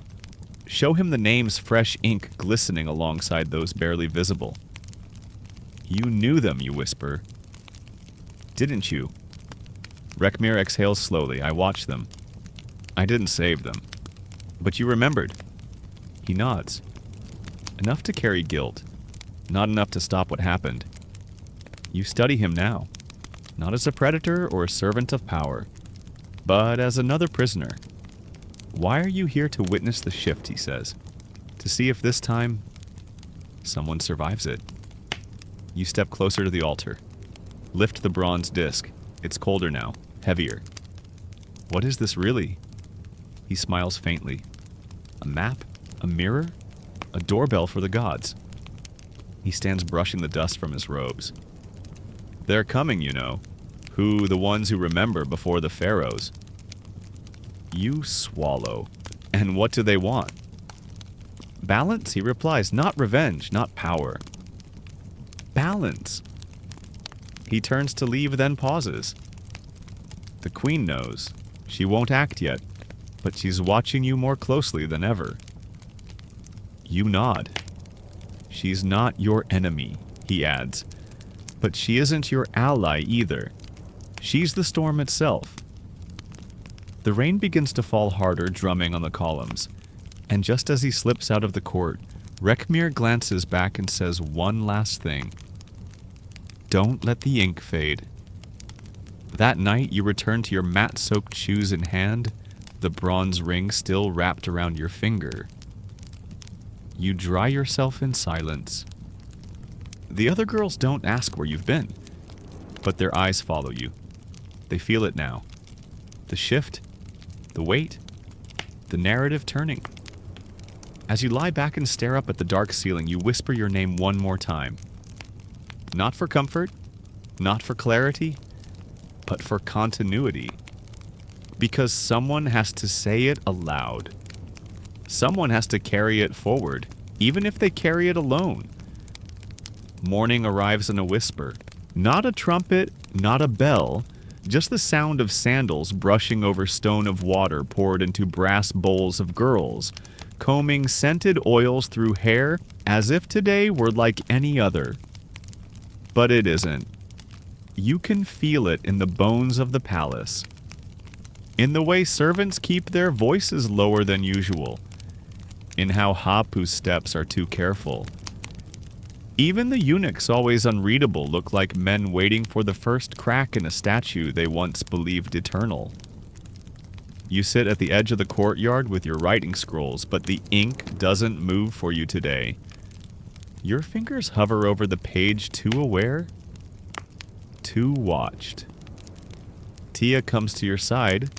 She doesn't speak, just places a small triangular shard of clay beside your hand and walks away. You turn it over. Etched into the surface, a single word. Choose. The meaning blooms slowly like a bruise beneath the skin. Because today is the day you knew it would come. You're summoned. Not to the Pharaoh, not to the queen, not to the scribe or the priest or the garden of secrets, to the hall of judgment. A space within the palace few see unless their path is about to fork permanently. You are bathed first, not gently. The water is cold, the scrubbing rough. Your robe is white, unadorned. Your feet left bare. Even the jewelry is removed, all but one thing, the serpent ring. When you ask Hapu why they let you keep it, she says only, because they don't know it's a weapon. You are led by two silent guards. The air shifts around you with each step as though the palace itself is watching you pass and choosing whether to exhale or hold its breath. The hall is vast, circular, high-ceilinged with a domed roof that filters sunlight into fractured beams. At the center sits the queen, not on a throne. On a simple chair, legs crossed, hands resting on her lap, like she has nothing to prove. Behind her, a circle of scribes, priests, and nobles. Stone-faced, unblinking. You're told to stand on the mosaic tile at the center, where a lotus opens inlaid in lapis and garnet. The queen speaks first. You have stepped outside your place, she says. You do not respond. You have spoken to priests without permission. You have read scrolls not meant for your eyes. You have touched the dreams of the prince and returned with memory. A flicker of surprise moves through the room at that last word. Memory, not knowledge, not story. Memory. You have worn symbols not gifted by royal decree. She gestures toward the ring, and still she continues, you are here. You breathe slowly. She leans forward. Do you deny any of it? No. Another ripple. But you say softly, I did not begin this story. I only refuse to forget it. She watches you. Long, silent. Then she asks, do you seek power? No. Do you seek freedom? You pause. Yes. And that finally earns a reaction. A whisper from one of the priests. A sharp inhale from a scribe. Freedom, the queen says, turning the word in her mouth like an unfamiliar spice. You know that word isn't spoken here. I speak it now. You stand taller, not just for me, for them. You pull the scroll from your robe, the one with the names, the ones who vanished, the ones no one remembered. You hold it up. These are the girls who had no trial, who had no voice, who danced and smiled and vanished. But I remember them, and you should too. You expect her to strike you down, to order your removal, but instead, she smiles. Good. A pause. Then you may carry them. You blink. What the queen rises. She walks toward you, each step quiet thunder. She takes the scroll from your hand, unrolls it, skims the names, then she hands it back. This is your punishment, she says, to remember, to keep remembering, to let none of them be forgotten. A long pause. Do you understand what that means? You nod. You will not leave the palace, she says, but you will never again be part of the harem. You will serve in the shadow wing, with the others who carry memory. Behind her, the high priest doesn't move, but his head tilts in acknowledgement. You have passed through something, not unscarred, but unbroken. As you're led from the hall, the guards do not touch you. They follow you. And somewhere far off, deep in the belly of the palace, a door swings open.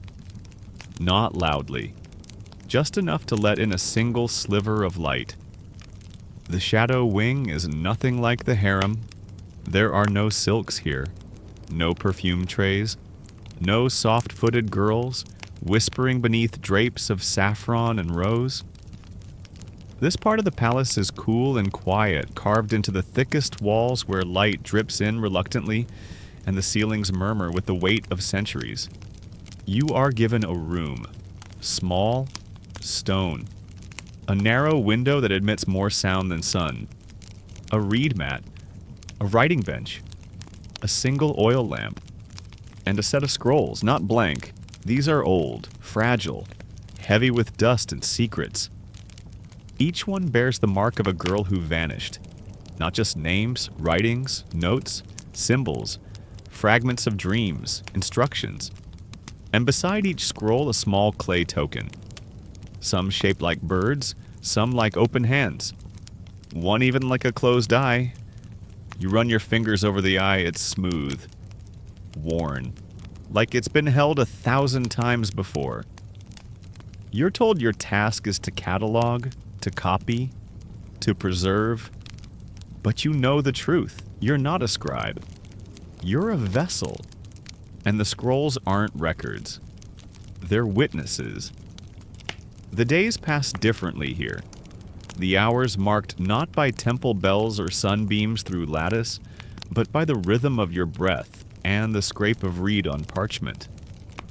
Each name you write, you whisper aloud. A ritual, a rebellion.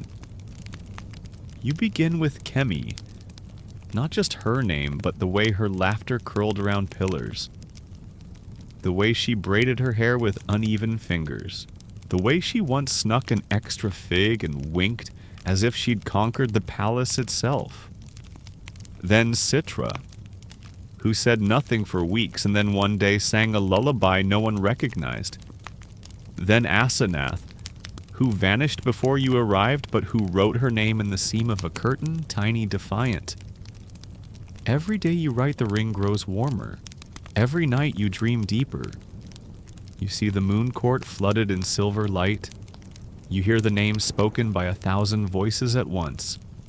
And always the serpent slithers through the dream, never threatening, just watching, coiled around the scrolls, the altar, the falcon. One morning, Panesi visits. He stands in your doorway, a parchment tucked under his arm. You're remembered now, he says. What do you mean you've been painted? Your breath stills. In the Pharaoh's private gallery, he adds, a new mural. The Godchild commissioned it. You blink. Why? Panesi shrugs. Because he said dreams should not be hidden in sand. You say nothing. He sets the parchment down. It's a letter, not sealed. You recognize the handwriting. The Queen. You read it slowly. Nefered. You've walked through every corridor and found the ones we forgot. That makes you dangerous and necessary. You will remain where you are. But one day when a girl speaks your name the way you spoke Kemi's, leave her something to carry. Don't let her start from ash. The Queen. You fold the letter, carefully, like a gift, and place it beneath the clay eye. That night you don't dream of doors. You dream of a staircase made of names. You climb each step with bare feet, whispering every syllable as though it opens the sky a little wider. At the top you find a basin of ink and a single brush, waiting. The basin of ink from your dream stays with you all day. You feel it in your fingertips, cool, infinite, alive. It's not just metaphor anymore, it's memory. And memory in this place is the last kind of magic still allowed to breathe. The Queen's letter is folded beneath the clay eye on your shelf now. You haven't reread it. You don't need to. Her words are etched into your ribs. Dangerous, necessary. You rise early not because you must, but because the silence feels sharper before others stir. You write names, but also more. Fragments, faces, fragrances. One girl smelled always of mint because her mother was a healer. One used to tap the edge of her tray 3 times before entering a room. One hummed while brushing her hair, never the same song twice. These are not details, these are acts of preservation. You become more than a scribe now. You are a weaver. And the tapestry is growing. At midday, the Godchild visits. No fanfare, no guards. Just a boy in gold-threaded linen walking barefoot through the corridor like he's chasing a shadow only he can see. You kneel when he arrives. He frowns. Don't. You rise. He steps into the room and points at the shelves. Are these the girls you dream about? Yes, you say. And the ones you do. He nods. Some of them cry, but some of them laugh. You smile gently. That's how they want to be remembered. He reaches into a pouch and removes a small object wrapped in cloth. A figurine. Clay. A lion? Your throat tightens. Kemi's, you whisper. He nods. I found it. In the garden.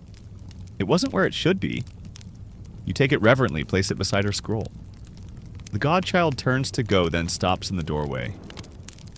When I'm king, he says softly, I'll make sure the ones who vanish get their names sung. Not buried. You already are, you reply. He leaves without another word. But you sit with Kemi's lion long after. Because what just happened? That wasn't power, that was legacy. And it's beginning to echo. That evening, Panesi brings news. A girl in the harem has started writing. Not copying, not mimicking. Writing. She said her name isn't real, he tells you, and that it never felt like hers. You nod. She's beginning, you say. You prepare a small bundle, a reed pen, a scrap of clean parchment, a vial of ink you've brewed yourself. You wrap them in linen and hand them to Panesi. Give her this. No instruction. Just trust. He smiles. She'll know what to do. She already does. That night the moon is sharp, white, watching. You walk the narrow stairs behind the archive chambers all the way up to the little window above the south wall. You light a tiny lamp and set it in the arch. A signal. You don't know who it's for, but someone will see it. Someone always does. And when they do, they'll know a name has survived. A girl remembered.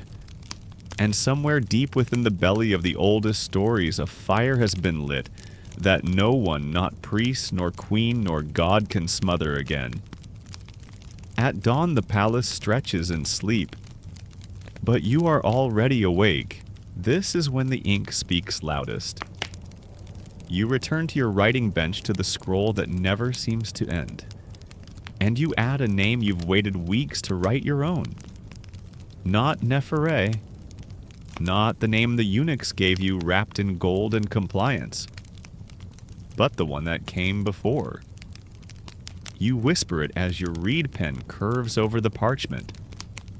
The syllables feel foreign on your tongue now, but the sound grounds you, like soil under bare feet after a long journey.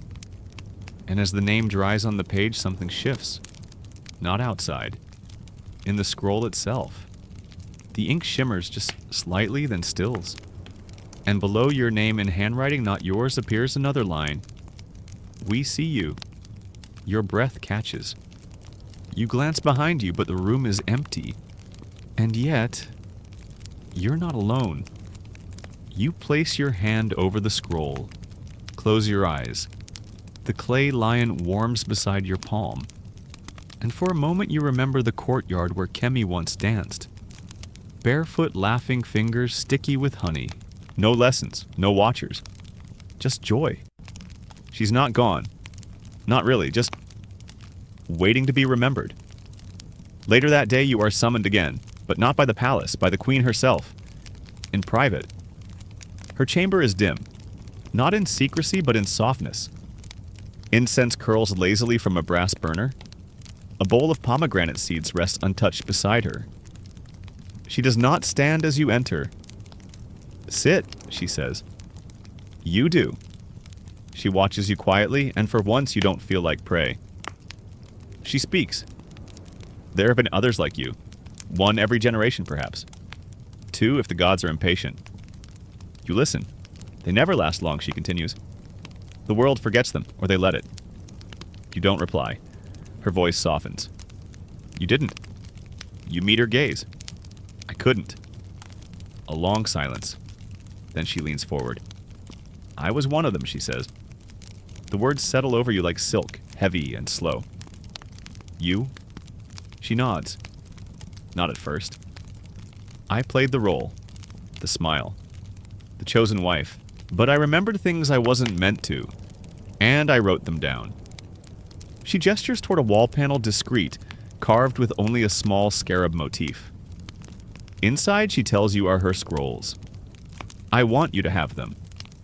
You blink. Why? Because memory is a chain. If it breaks, we all fall into silence. Your throat tightens. I'll protect them. She smiles, but it's not triumphant. It's tired. I know you will. Because you already carry more than you should. She presses something into your palm. A key. Small, cold, shaped like a lotus blossom. For the wall. You rise, bow slightly, but she stops you. One last thing, she says. You wait. When the prince dreams of you now, he wakes smiling. That night in your chamber, you open the hidden panel. Inside, scrolls bound in faded linen, their edges curled with age. You touch them carefully like relics. Because that's what they are. A map of memory handed from one voice to the next. You unroll one and read the first line. She was not supposed to survive, but she did. And beneath it, so I write her into the world. You light your lamp, press the nib of your reed pen into ink, and continue the story. The air is different now. Not just in your chamber, not just in the shadow wing, but throughout the palace. You feel it when you walk past the garden courtyards, how the birds sing a fraction louder, how the guards glance a moment longer, how even the marble under your feet seems to pulse with something awakening. You are no longer just a presence. You are a pattern, a thread too bright to snip. The queen's scrolls live now in your room, each one cradled in linen, surrounded by clay tokens, falcon feathers, and dried lotus petals. You treat them like ancestors. You whisper to them before bed. They do not whisper back. They remember. You begin transcribing their contents onto new scrolls, your handwriting neater than it's ever been. Steadier, as if your fingers know that this is no longer just writing, it's binding. Panesi visits more often now. Sometimes he brings ink, sometimes news. One day he brings something else. A single feather, black, glossy, From a bird not seen in the palace for over a decade. You glance up. The inkbird. He nods. She flew over the harem wall this morning, landed in the moon court, then vanished. A sign. Maybe? Or just a bird. But here those are the same thing. You place the feather next to your reed pen. Later that week, the Godchild returns. No guards, no formality. He sits beside your desk and watches you write. What happens to the scrolls after you're gone, he asks. You look up. Do they get buried? No, you say. They get passed on. To who you smile, to whoever remembers. He thinks on that. Picks up one of the clay falcons. Turns it in his hands. I dreamed again, he says. You were old, but you still had ink on your hands. You chuckle. That sounds right. You were teaching a girl, he adds. She had a scar on her face. But she laughed more than anyone. Your heart clenches. You write that down. His dream. As you do now with all of them. Because his dreams are never just fragments. They're seeds. In the evenings, girls from the harem begin slipping scrolls under your door. Anonymous, awkward, unfolded, but full of stories. A dream they had, a fear, a name they used to be called. And every night you write them into your own. You do not edit, you do not question, you preserve. Somewhere in the deepest level of the Shadow Wing, a new chamber is being prepared. You're told it's for recording, but you know what it truly is, a sanctuary, a tomb, a nursery. The place where voices too small to be heard will become too many to be ignored. One evening you find a message on your mat. Not from the queen, not from Panexi, from Tia. It reads, I am ready to remember. You fold the parchment. No reply needed, because she's already begun. And just before sleep you light a second lamp in your window. Not for yourself, for the next girl, who is already watching, who is already wondering, who is already halfway through the first sentence of her own unwritten story. Some mornings you wake before dawn and the palace is so still it feels like it's holding its breath just for you. You rise barefoot, careful not to wake the other girls now living in the adjoining chamber, girls who chose the Shadow Wing over the silks of the harem. Not out of punishment, but out of purpose. They call themselves the Rememberers. You didn't choose the name, they gave it to you. And somehow that makes it sacred. You walk to the moon court alone. You've returned often lately, though it never looks quite the same. Sometimes it smells of myrrh, sometimes of dust, sometimes of earth like after a storm. Tonight the moon is a sliver, a blade. You sit at the old altar and unroll your newest scroll. It holds only 2 names. The first a girl whose voice was so quiet it took you 3 weeks just to learn it. The second yours. Not your given name. Not Nefereh. Not even the one whispered in your dreams. Just a single glyph drawn by your own hand that means the one who carried fire without burning. It's a symbol, not a sound. A shape passed down by those who had no language, only memory. You copy it again, slowly. Then you rise and press it into the clay wall behind the altar where dozens of similar marks now live. The wall speaks even though no one hears it. It speaks in names. The Godchild grows taller, wiser. He visits you less often now, but when he does, he sits longer. He watches the girls learning to write, to question, to keep. You've changed the palace, he tells you one day. You shrug. The palace was always changing. I just gave it a mirror. He grins. When I'm Pharaoh, I'll make it a law. Every girl gets to choose her own name. You raise an eyebrow, even the queen. He laughs, especially her. At night, you listen to the scratching of reed pens from the neighboring rooms. You hear girls reciting passages aloud, sometimes laughing at their own awkward phrasing. And sometimes just before sleep, you hear weeping. Not grief. Release. One girl, not yet 12, writes about a sister who was sent away. A sister no one ever mentions. Another draws a picture of a bird with its wings clipped and calls it Mother.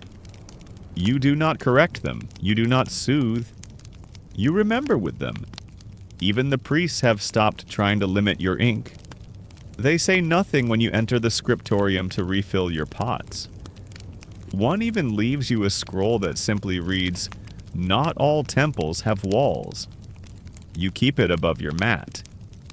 By now, every corridor has heard a rumor of the girl who carries the dead with her, who speaks the names of the forgotten.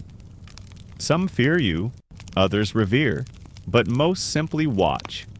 And that's enough. You didn't come to be known. You came to remember. One evening, Tia brings you something wrapped in dyed linen. You unwrap it to find a necklace.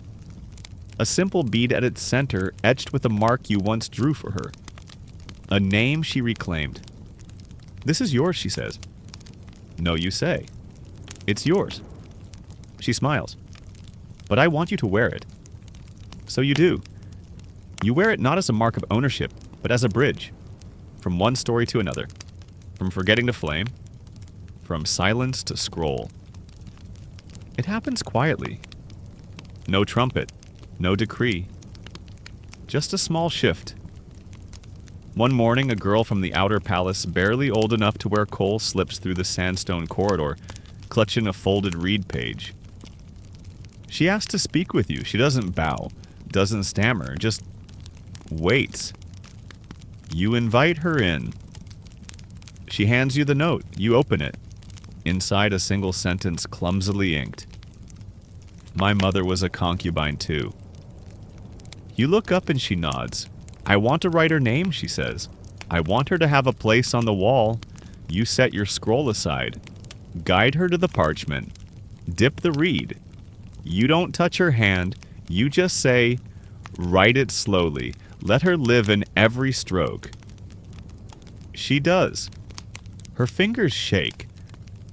But when she finishes, she exhales long and trembling and whispers something so soft you only catch the end. She can rest now. You dry the parchment and add it to the growing archive of names. That night, you carve a space in the clay wall. Her mother's name joins the others, and just like that, the line extends. You find that more girls are coming now. Not all young. Not all from the palace. Some from the outer city. One even from a scribe family, her hands calloused, her eyes older than her face. They bring fragments, combs, scraps of dyed linen prayer beads worn smooth. None ask for anything in return. They only want their stories to outlive them.